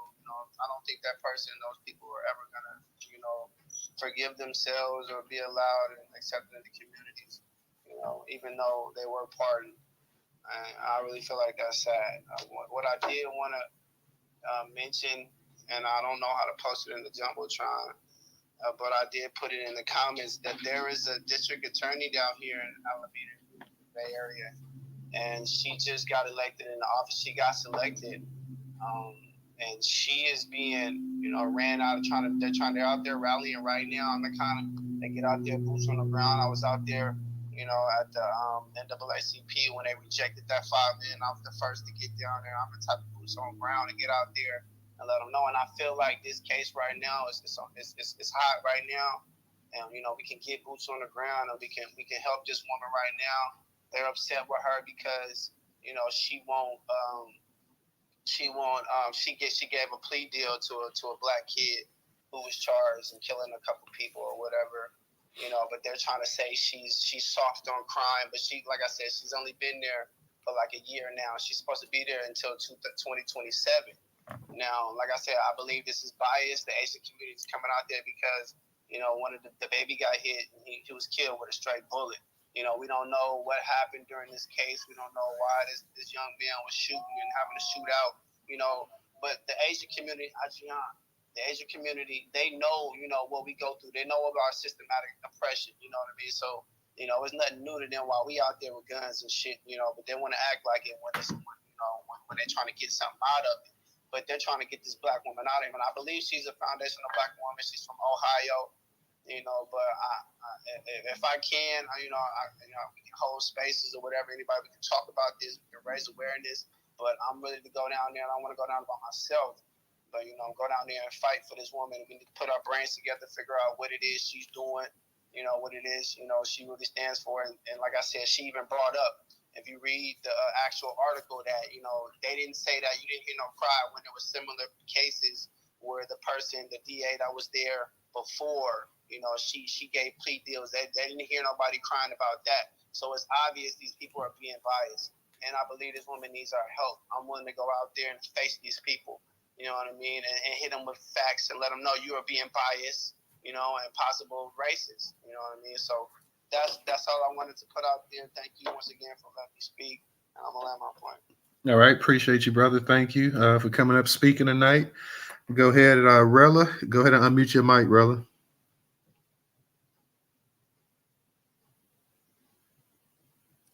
You there, Rella? Can you hear me? I'm here. Yes, ma'am. I can hear you. Yeah, Migos, I heard about that case that he's talking about.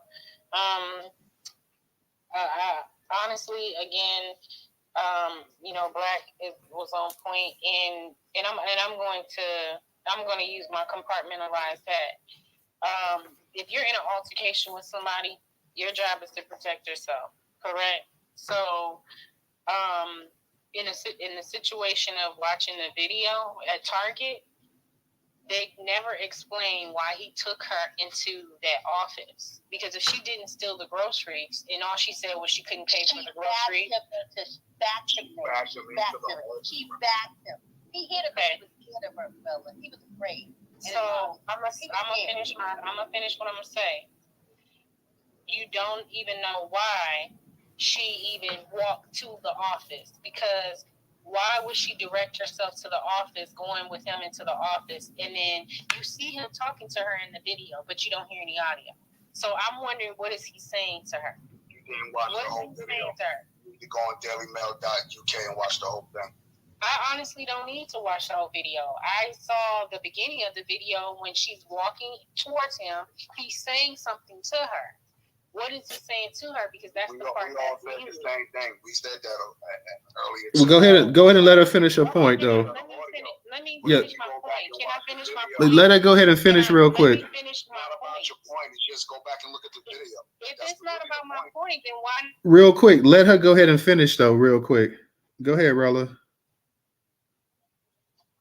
If that's the case, if it's not about my point, it's not about nobody's point in here. At the end of the day, I just said, I don't care what she did in the beginning. If she didn't pay for groceries and said that she wanted to call the president to pay for reparations, if they did not want her in the store, they could have just went ahead and trespassed her and had her go out the store, not actually take her in the back room. He was saying something to her, and then he struck her. That's the only thing that matters at this point. So in that case, I hope she. I don't give a shit. I don't care. Hey, I don't care. Real quick, let her finish. Judge Sarah, I know you don't want anybody interrupting you. Let her finish what she's got to say, and then raise your hand if you want to speak, everybody. Go ahead, Rella. It does not matter. He works for Target. He works for Target. And all of the analyzations and all this other stuff, he took her into a room where, to me, it seems like she can easily argue whatever he was saying to her. She actually went into the room and she got more agitated from whatever he said to her, and then he struck her. That's all that I see. All that other stuff, I don't care. You know why? Because you have people out there who are ready and willing to put hands on females, or people who they feel like are not as strong as them. Has shit to do with whether a woman is aggressive or not. You have men out there, and I think somebody mentioned that earlier, who would put their hands on a woman. But in this case, I don't care about this cracker putting his hands on her. He needs to be in jail. She shouldn't have got arrested. If anything, trespass her, if that's the case. Because she didn't steal the groceries, they were still in the store. Because she was still in the store.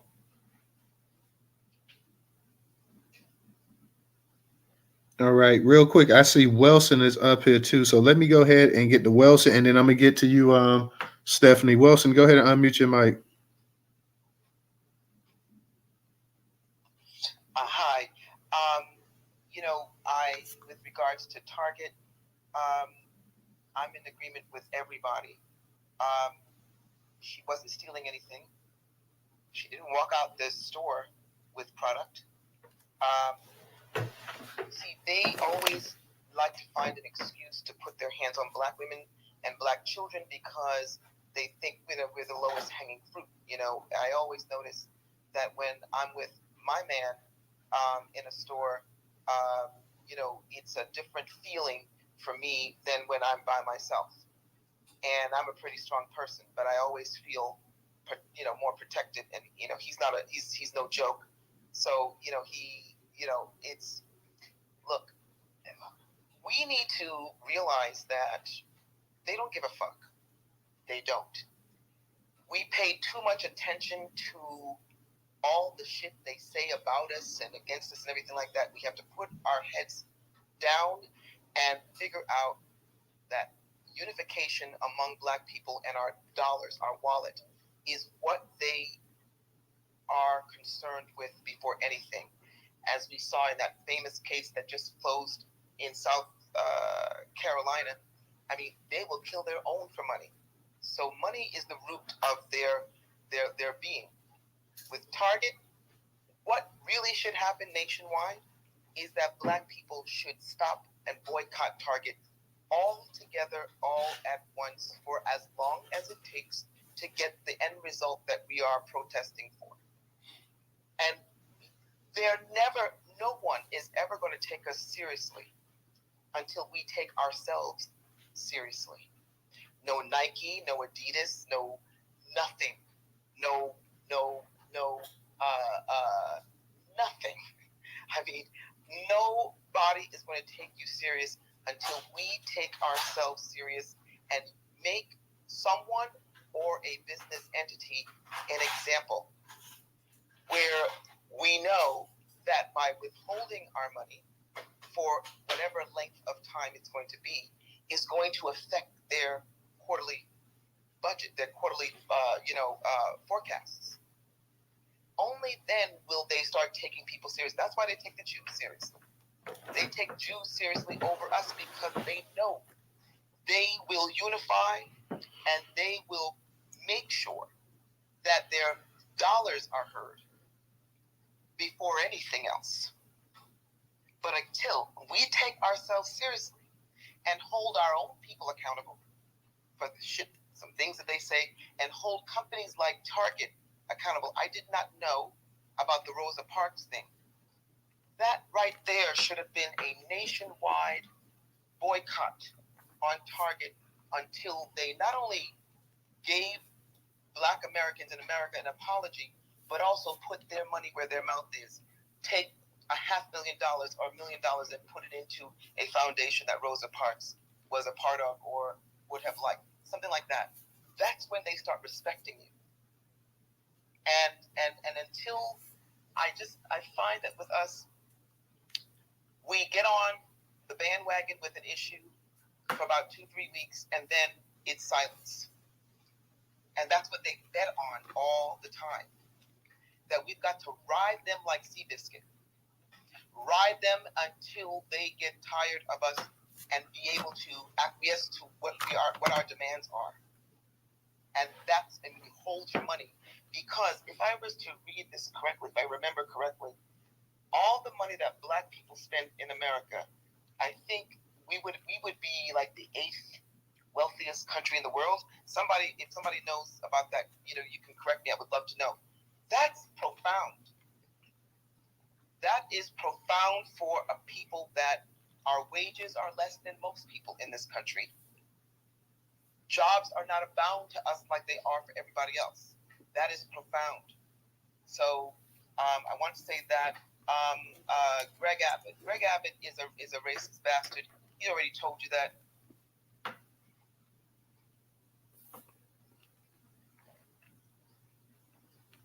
In Florida, he is now getting ready to pass a law, or proposing to pass a law, where if you, as a citizen, tape or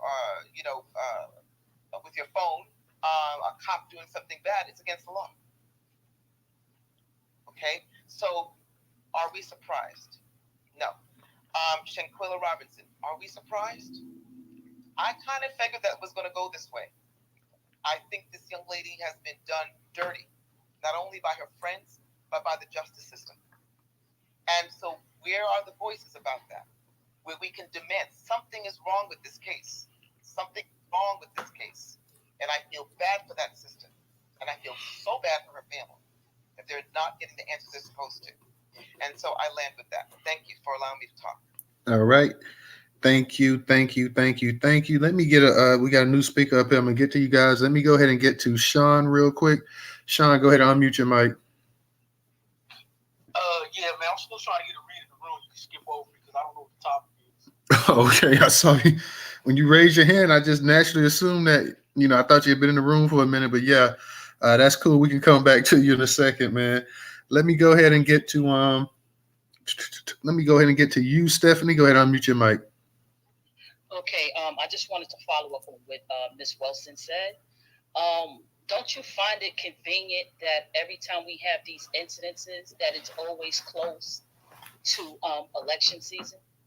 And I do believe that it's just gonna they want us to usher in these Democratic votes or put these Democratic goons in office. It's always around this time of the year we'll have a plane crash, a national emergency, something happen overseas or something. It's always something when it comes to us. And she's 100% right, because I had just found out about what Target did as far as Rosa Parks. So guess what? My last time shopping at Target was last month. So they will not get another black dollar out of my pocket again.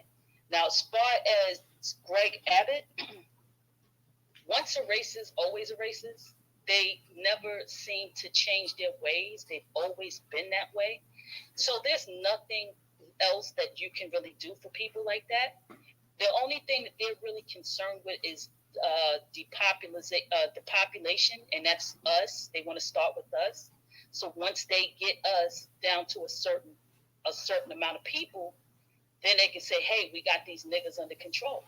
But meanwhile, their population is dropping like flies, and they're scared now. So now they want to do something about the fentanyl crisis. Okay, so everything goes hand in hand. So we just got to be vigilant. We got to be strong, and we got to support our black dollars, protect our black dollars, because black dollars do matter. You know what I'm saying? But Greg Abbott, as far as we're concerned, hopefully that's his last term in office. They can get him out of there.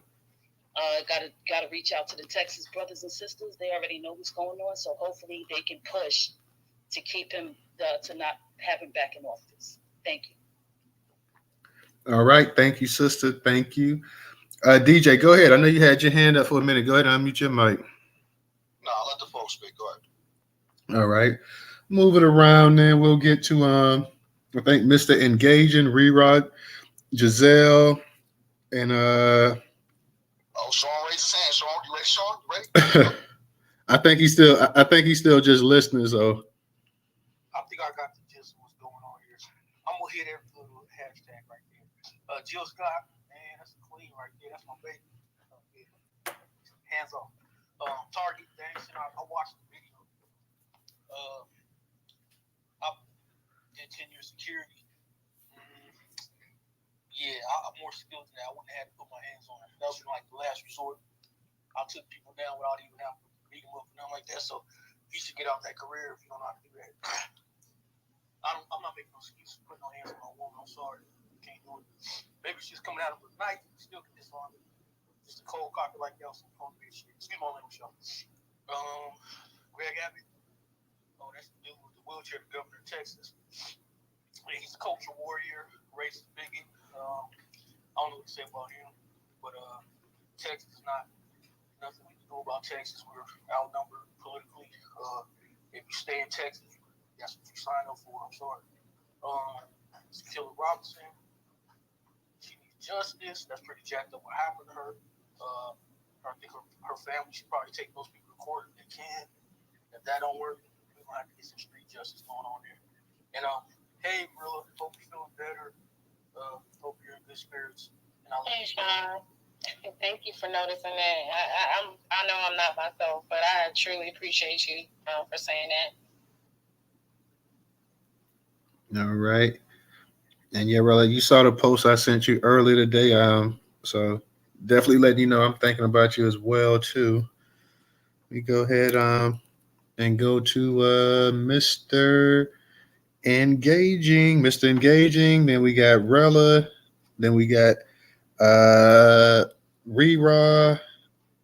Got Miss Giselle. So you got it, Mr. Engaging.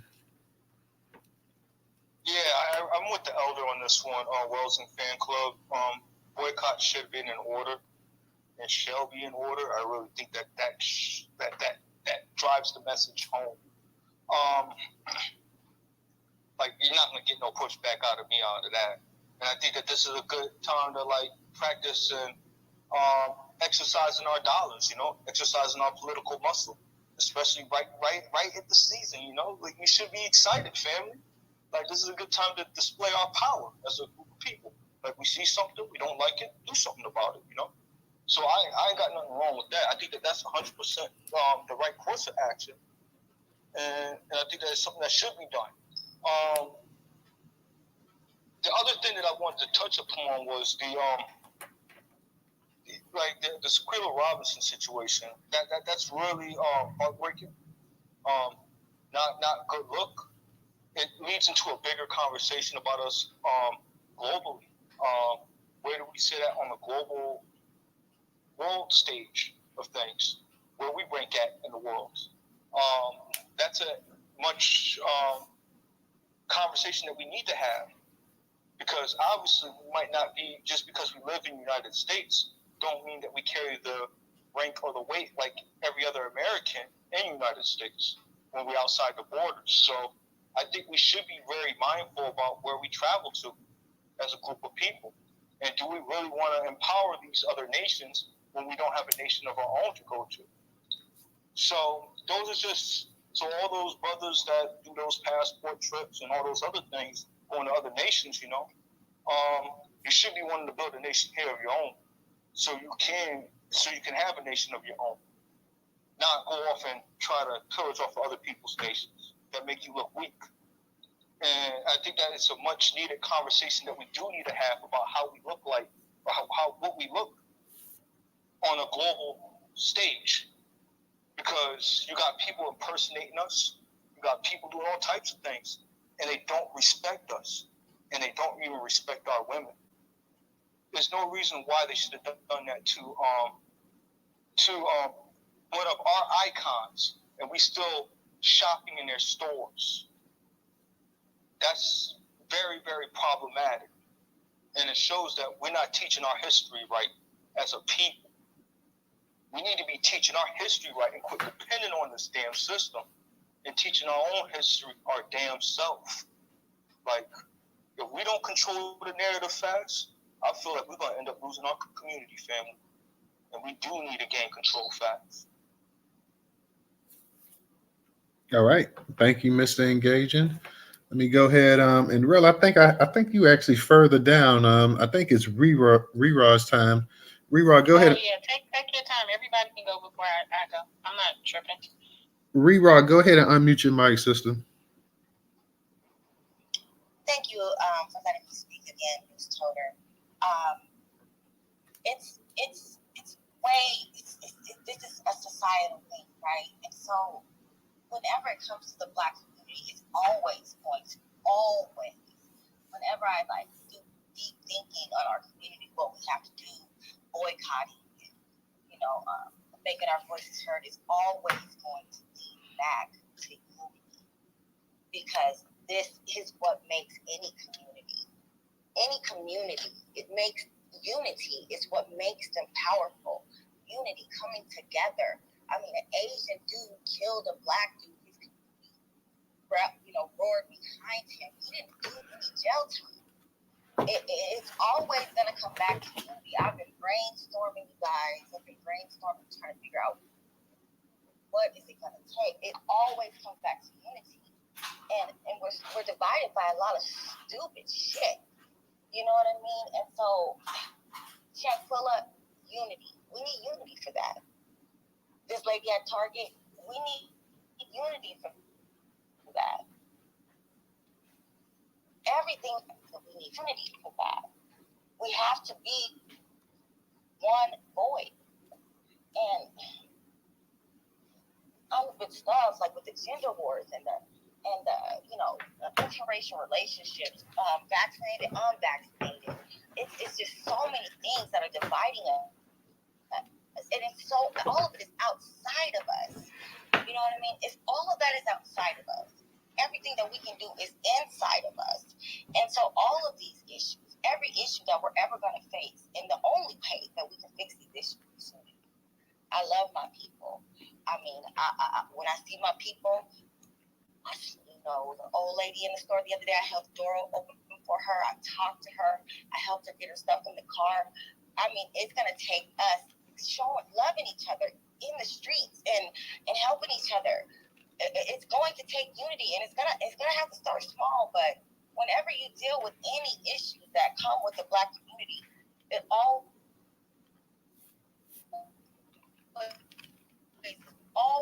so much, because that's what it is. You still there, Reraw? Because unit, we ain't going to run in the cycle. Oh, can you not? Yeah, you were breaking up the last few lines that you said. Oh, can you hear me now? Yeah, I can hear you now. Okay, I'm done. I just wanted to say that, when it comes to our community, it's always going to boil down. All right. Thank you, sister. Let's go ahead and get to Miss Giselle. Miss Giselle, go ahead and unmute your mic. Honestly, Riri and Mr. Engagement hit the nail on the head for both of those points. Because when I was thinking, especially with the Target thing, and what Ms. Wilson said, and the whole point is, we actually make shit pop. If you look at a lot of the fashion that's out right now, look at the little frogs that everybody walking around with. That's the us thing. We do that to the sneakers. It's a lady on Black American woman that day takes the sneakers from like Walmart and turn it into these dope things. They look so good. I'm like, shoot, I want to buy a pair. And she sell them for like $70. We have people in our community who are seamstresses. I'm getting ready to go and pick up a dress from New York on Sunday. Because I had to reject the store that did what they did to us with me and my daughter and my son's girlfriend's dress shop. It's time for us to just go to our existing stuff. And people, the thing is, they create scarcity in our community. And we have this comfort level that we're addicted to. We're addicted to being able to run to the store, get what we need, and get back home. Don't even think twice about it. We got Black-owned toothpaste. We got Black-owned toilet paper. We got Black-owned every damn thing. Food, place, farmers, where we can ship, we can create an ecosystem of shipping vegetables around this country. We have the ability to do all this. There's nothing that restricts us from doing it. But they have us so addicted. They create the scarcity in our community. And they have us addicted to that immediate satisfaction of getting what we need right away. And that's where we fall short. And that is why we don't have it. Everybody wants things right now the way that they want it. People don't want to accept, not don't want to accept, people want to impose their situations on other people. It's another thing that we have an issue with. But unity is the reason why. Like, if we could get that, we can solve so many things without people. But it was something else that I wanted to say. But I think it was the last thing it was, and I'll probably say something here later. But if we actually just start just today, we actually was doing it on Facebook, like a family thing where you find like a Black-owned store, and we buy from that store for a week, go to the next store, then we go to the next store. We have to start forcing ourselves to do these things until it becomes a natural habit, and then we create our new addiction. That's how we went, and we can reverse a lot of these stores, because Target is going to be begging for our business. If we go straight to Honey Pie and purchase from her right off the bat, we don't have to go to Target to get that Black-owned product. If we just really force ourselves to buy from one another. Everybody's buying Amazon. This is that time where we can really make a difference. And the time is now, or we will lose. I see exactly what Ms. Gabriel said. It's a big chance that we can lose. And I don't think we believe that, because a lot of people say, as soon as you start getting close to we will lose, saying that people get religious, that they ain't never been religious before, talking about, well, it's written that we gonna win. How about you can't win if you don't work to win that win? But anyway, I'll end with that. All right. Thank you, Miss Giselle. Thank you, Miss Giselle. Let's go ahead and get to Rella. Rella, go ahead and unmute your mic.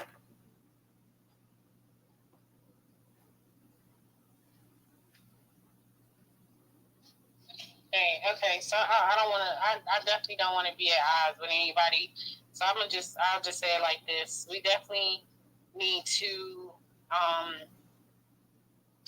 just do better at making sure that we actually respond as a collective, and that we go ahead and we do what we need to do. For those who don't want to say anything about it, then you don't. You stand, you hold your ground, and that's fine.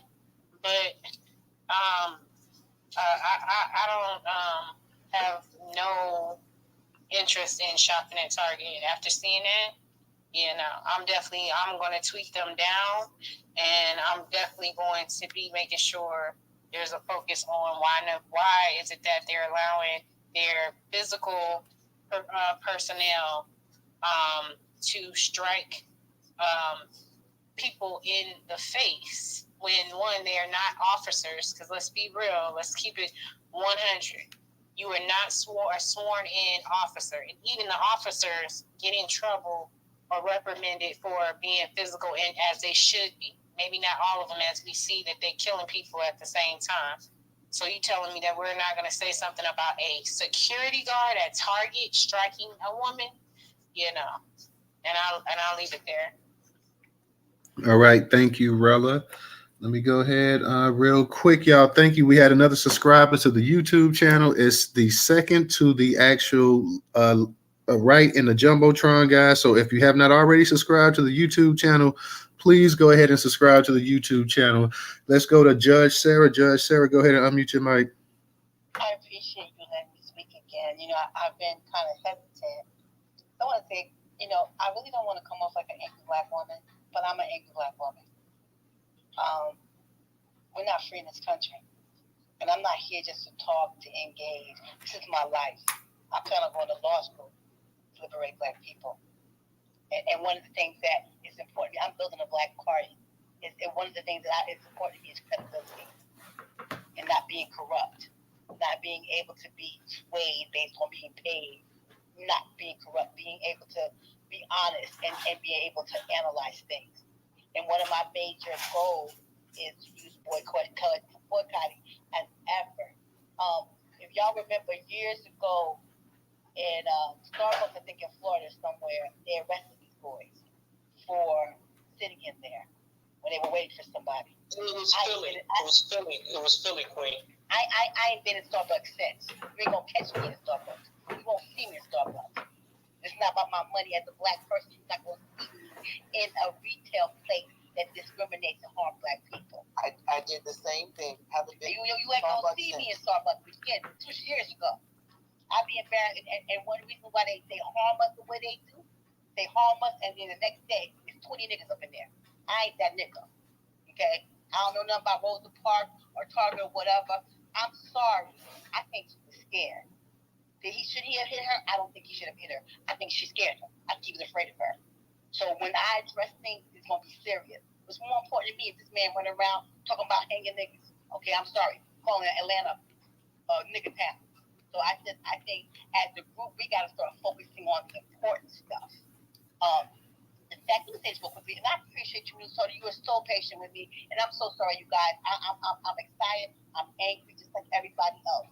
Regarding reparations, I think it's really going to happen. I keep saying y'all need to give Newsom some smoke because he wants to be the president of the United States. This has to be strategic. First thing, y'all don't think that we can encourage white people to be on board with it, but we can. In these spaces, they're not talking about the important aspect of getting reparations, how it would help the country, how it would create economic, stability. Hey, Judge, let's try to stay on the topic a little bit tonight, though. Oh, I am talking about reparations because the woman said that she wanted reparations. I'm talking about the lady at Target. So let me, I'm long with it. But the fact that she went in there and said that, you understand what I'm saying? I'm saying, to me, it's a bad look. Okay? I'm not condoning this man hitting her. Based on what I saw, he was scared of her. Okay? I'm sorry, he was scared of her. Okay, I know this country hates black people. I know this country hates black people. Hey, somebody got to mute their mic. No, it's okay. Listen, I'm not mad. I love black people. You ain't got to agree with me. When I first saw him hit her, the first thing came to my mind was, how are we going to fucking boycott Target? Then I watched the whole video. I was like, shit, wait a minute. She's crazy. He was running from her. I'm sorry. I'm just keeping it 100. It's an important topic. We're talking about it. I don't know that Rosa Parks aspect. Maybe I'm missing something, but I'm here to say, if y'all see me angry, upset, I'm in therapy, okay? Because I am angry and I'm upset because we've been here too long for us to be treated the way that we've been treated, and I think we're too smart, we're too hardworking, we got too much going for us to be last, and I don't want to be last no more. Okay, so I'm gonna leave it there. I appreciate you. No problem. Thank you. Part 2 DJ's face. No problem. Thank you, Judge. I appreciate that. Also, guys, if you can, please think about donating to Newstoter on Cash App. $Newstoter, $Newstoter. Newstoter is the largest Black-owned news media curation platform today in America. Once again, that is $Newstoter, $Newstoter. If you do not have a Cash App, we have the Venmo and PayPal up in the Jumbotron. If you're on YouTube, we have all of those links in the actual description as well. Let me go ahead, Professor. I know you had your hand up, so let me go ahead and get to you. You want to say something real quick? Yeah, I just want to say, family, look, in regards to the video, only thing I can say about it, one, I don't agree with the man hitting the lady. Okay, I don't think he should have hit her. But what I'm saying to you, if this was in a court of law, you already know how this is probably going to go. But Black majority said under any circumstances, the man should not have hit the woman, right? I'm with you, Black majority state, but you already know how the white supremacy system is, man. You know how it is. You already know with this video, in a system of courts here in America, how this is going to go. It's probably not going to go in her favor. So And then on top of the fact that the sister, and true enough, she was hit. She was probably disoriented. But when the police officer was talking to her and asked her if she was okay, she said, "I'm okay physically," which is the thing that is known about sisters in this country, right? See, in this country, the stereotype is that black women are tough and that nothing hurts them, right? Like when y'all go to the hospital, right? It's like that whole thing that came out, the report that came out when y'all go to the hospital, nothing really hurts you guys. See, that's a stereotype. Well, you sisters know that. So when she said that I'm okay physically, I'm okay, that did her in. Whereas she should have reversed it and said, I'm a Karen. Well, not say I'm a Karen, but she should have played the Karen role like the white women do and say, yes, I am hurt. I'm very hurt. God damn, I'm hurt. And I want you to get this motherfucker for hitting the hell out of my ass or popping my ass, whatever. You see what I'm saying? That's what I'm trying to tell you, sisters. In America, you all are going to have to play the role that white women play. See? I don't want y'all to play the role as being tough all the time. Now, yeah, look, we know you sisters tough. Hell, we know that. And like Willa said, you in America and you're dealing with a lot of shit like black men are. But women, if you look at the image of women, right, what do we think of when we think of the image of women, ladies? It's not the image of being tough. That is. It's not the image of being tough. Unfortunately, that's the role that they put black women under and not the other groups of women. I want y'all to pay attention to that. They put you all under that. They don't put the other women under that. They put you all up under that. Black women, understand where I'm coming from when I say this to you. And I think you all know what I'm saying is right. I'm going to lay my plane there. Real quick, let me give a shout out to DJ and Rerod. Thank you for your contributions on Cash App. Rerod always supports, so thank you, sister. I definitely appreciate that. Let me go ahead and get it to Sean. Sean, go ahead and unmute your mic. Yeah, I think I missed that part about Greg Abbott letting that guy off for the shoot. The other guy didn't get to touch on that. He's trying to get a pardon for the man that killed one of the Black Lives Matter protesters. It was a white guy. The guy got sentenced back in 2020, and Greg Abbott and his conservative buddies out there in Texas are already going ahead and pushing this man through the parole board and trying to go ahead and get him a pardon. That's pretty much what it is. Yeah, that's crazy. They kind of bend the rules, jumping in and out of the ball when they see fit. I'm like, what's the point of having laws if you're just going to break them and bend them at your leisure? Yeah, I don't think he should get a pardon from my understanding what happened, because I think the evidence or whatever, the dude was intentionally going in there to antagonize protesters, which is un-fucking American to begin with. We have the right to protest. You shouldn't be antagonizing protesters. I don't even like counter protests. Like, if somebody's protesting, no protest. What are you counter protesting for? That's stupid. So yeah, he was going in to be antagonistic. He had a weapon. From the details, I don't know. I think there should be some more type of punishment for that. He should get a part. This is cowardly counts all over again, and that's the playbook they want to keep running. And we see that maybe the public catch someone after the 5th or 6th time, because it's going to keep happening. Yeah, that's all I got on that. And then one more thing. Hey, DJ, start another room. I got a couple questions I need to ask concerning your app, because anyway, I'll do that later. My bad. I don't want to get off topic. Man. Retire my mic, whatever. I'm just trying to think something else to say besides land my plane. No problem. I gotta give a. Just say crash your plane, brother. Just say crash your plane or whatever, or your boat sinking or something. Real quick, I gotta give a shout out to Sister Wilson for her contribution on Venmo. Venmo is something I definitely have Venmo, but we really don't have that many people that donate on Venmo. So that's always a rarity, but it's always nice nonetheless. And thank you as always, Sister Wilson, for your contribution tonight as well too. And actually, it's your turn to actually speak again as well too. So you got it. Okay, yeah, I'm cooking and everything. What the gentleman, I don't know who. What you making, Swing? I am making for. I just finished baking a red velvet cake because I'm always been asked to make it, and I just I'm pulling up. And then I'm almost finished with some stewed oxtail and. Oh Lord. Text me the address. Like, good Lord. Now, you could. Hey, you gonna have every Negro on his What? You cooking kind of late with the stewed oxtail? Put your mic. I ask first. And I made a caramel cornbread that they like me making. So I'm single. I don't have anybody. They always ask me to make stuff, so I make more than so that's it. Well, if you're looking for a man, Professor, right here. You know what I'm saying?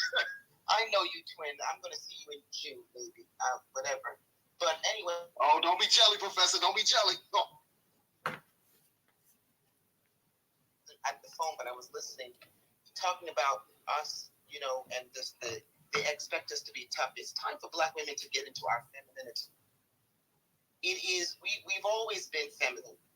It's just for some women, Black women, we've had circumstances where we don't have time to be as feminine as we can be and as we are because we've got, situations in life where we just don't have the time to take care of ourselves.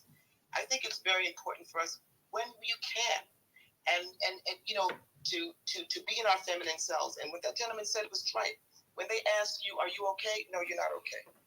You are profoundly hurt and you need to go to the hospital or whatever. They're expecting us always to be the superwoman. We're always being somebody's mammy, emotional mammy, psychological mammy. We are always, having to accommodate other people's shortcomings and mind fucks and just their bad behavior and their micro and macro aggression. It's time for Black women to get back in our feminine ways. Now, let me say something. Not to be nobody's beating stick, not to be somebody's, some wallflower. Yes, you're going to protect yourself when necessary, but you know what? It's time to leave it up to our men.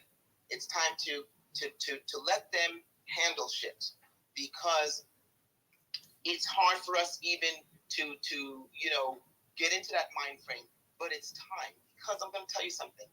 When a woman starts doing that and getting into their feminine ways, and if you have a man, you treat them like a man, and what happens is that the love is there. The love gets stronger. And I always believe, and Dr. Francis Cresswell has said this many times, that the two greatest things white supremacy fears the most, and it's actually true, is Black love between a Black man and a Black woman and that Black nuclear family. Those two things is what white supremacy fears the most. We've got to get back to that, folks. We've got to get back to the basics. And I land with there. Thank you so much. Thank you, sister. Real quick, hold on. We're gonna get to you, Judge Sarah. Let me go ahead because we got a couple hands up. You down? Yeah, I got Mr. Engaging, Rerod, and then you next. So we're gonna go ahead and get to you. We're gonna try because we're not gonna be in the space too much longer. So let me go ahead and get to them, and then we'll get to you too real quick. So everybody, go ahead, and we'll get maybe Judge Sarah. You may even be the last speaker for the night as well too. So go ahead, Mr. Engaging. Respectfully, I posted up in the Jumbotron, my organization. I specifically talked about what was going on with the Asian community and also just the immigration in general, about them replacing us and stuff of that nature, and to combat those things. There will be institutions that to be combating this thing. I'm creating one. I know that there's other brothers and sisters that will be following suit and creating their own. So I think that we need to be giving each other a shot. And we need to see what's available out there because we already know the other organizations that are out there are not in our best interest. And they're not going to advocate and they're not going to support the way that we feel that they ought to. So instead of us complaining about it, how about supporting the alternatives? So that was just another thing that I wanted to bring up. The other thing that I wanted to touch upon is just the disrespect towards Black women. I wasn't really fully aware of the thing that Target did, but it shows a dehumanization of the woman. And if you're quick to devalue her history and what she's about and what she stands for, it's only a short way of time that you're going to put hands and you're going to disrespect her because you don't respect any other qualities that woman have. So I really think we should be on these guys' necks when we protest it. One just off the strength of how they play our ancestor roles apart. The other one, just like have KRS-One used to say, when they used to beat on our uncles or fathers, like you need to really hit word to KRS-One. We need to hit them back. So that's just my take on the situation. And also a possible solution. I'm not saying I am the answer. I'm saying that there is a solution, and there are multiple solutions out there. I think that we just need to grab any solution that we feel comfortable to address the needs that we got going on in our community. All right. Thank you, Mr. Engage. And Rerod, go ahead and unmute your mic, sister. Thank you so much, Newstoter, for allowing me to speak again. This is my last time. I just wanted to say something. I was at work and this white lady, she did some real weird shit to me, and I cried. Made a whole spectacle, this thing about Black women not being emotional and just being tough. It's just not true. A lot of us go home and cry at night. I don't know about every other woman, but for me growing up, it was like, don't cry, make sure that you, keep your face on right. Don't let them punk you. Don't let them see you sweat. You know what I'm saying? And this is just something that is embedded in us. But no, when we are not around other people, yeah, we cry. We're emotional. You know what I mean? We're not these people that everyone thinks that we are. We never have been. And so it's very hurtful for your own people to start believing the stereotypes. It's just kind of like with the diaspora. They believe the stereotypes about us. They believe that we're, ghetto and fake mamas and all this stuff. But no, ultimately, Black women, we're sad. We're sad a lot. We feel all this shit. We feel everything. And just because we're not out in public being punked and letting people take advantage of us doesn't mean that we didn't feel it. It doesn't mean that. And this lady at Target, she said, I'm physically okay because, she probably could have took that white boy if she wouldn't have sucker punched him. In a one-on-one, she probably could have took him in one of his own boys.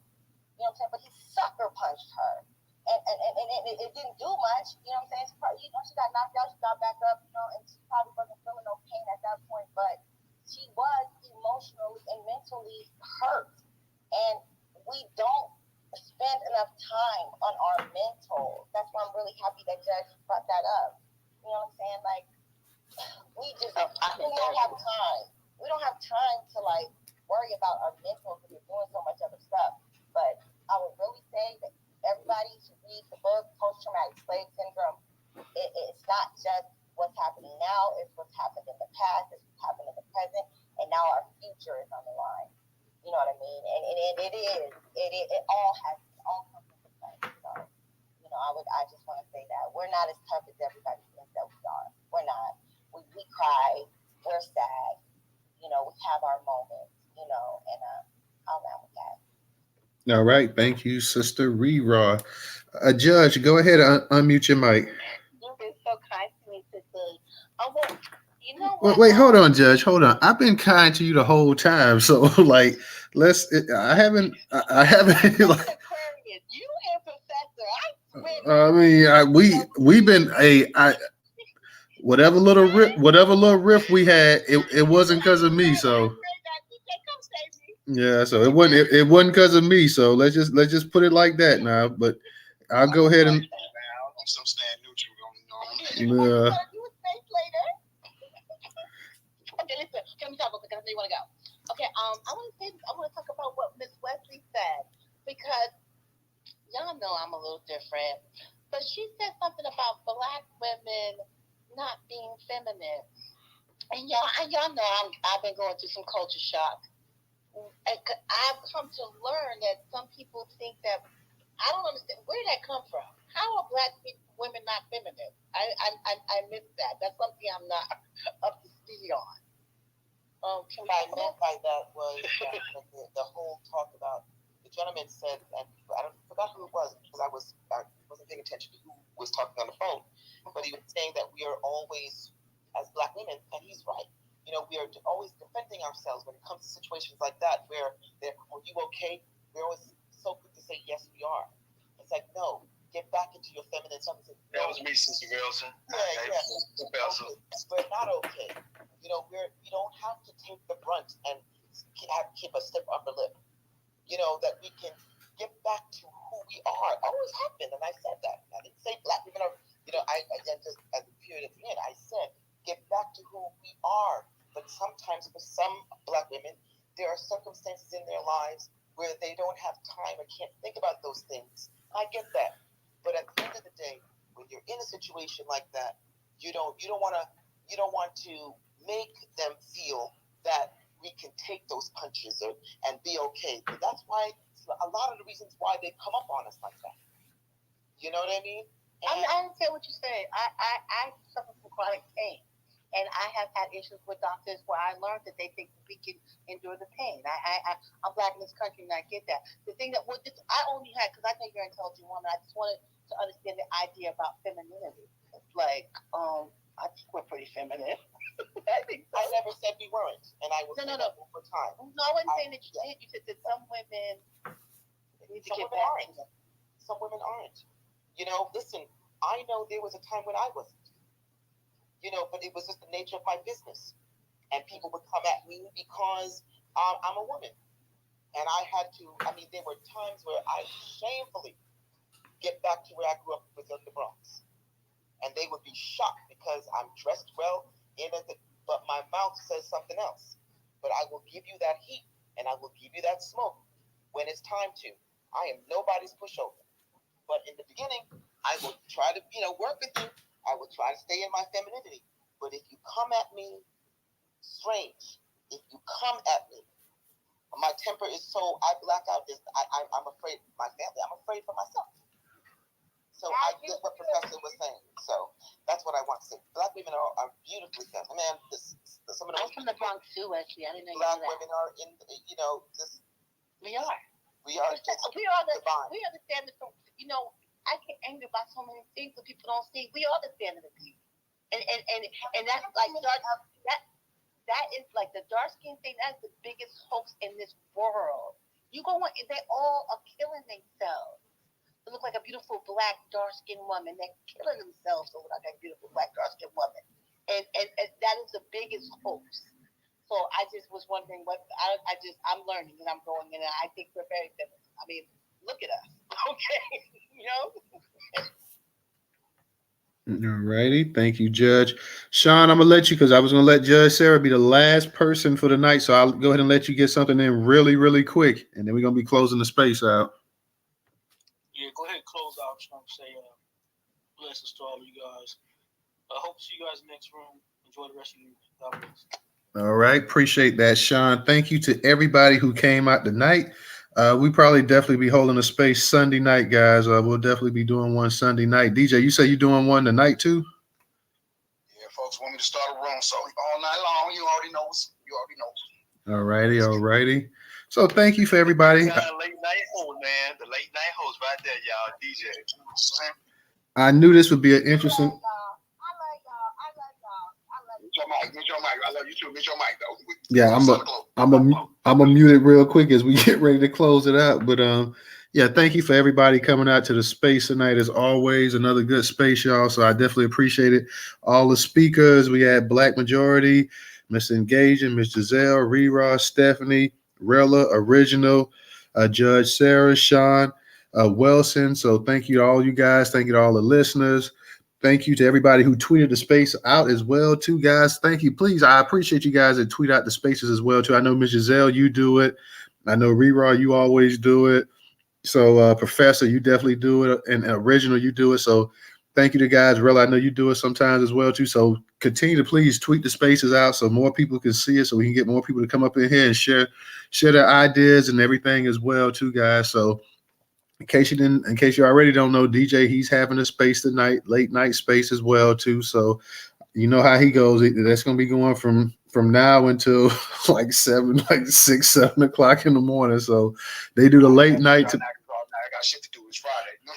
late night to early morning space, guys.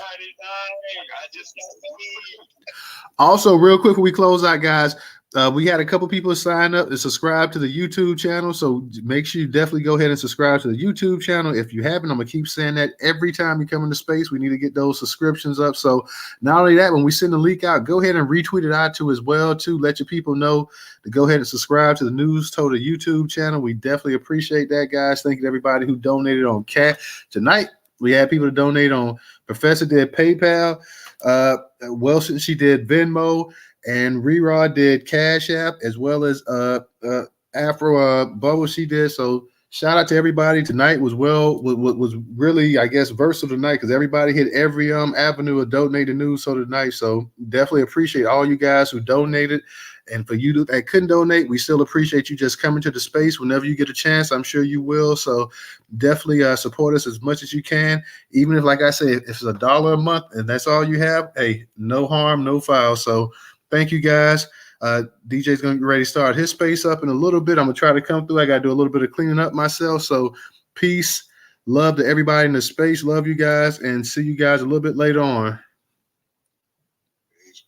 Peace. Peace.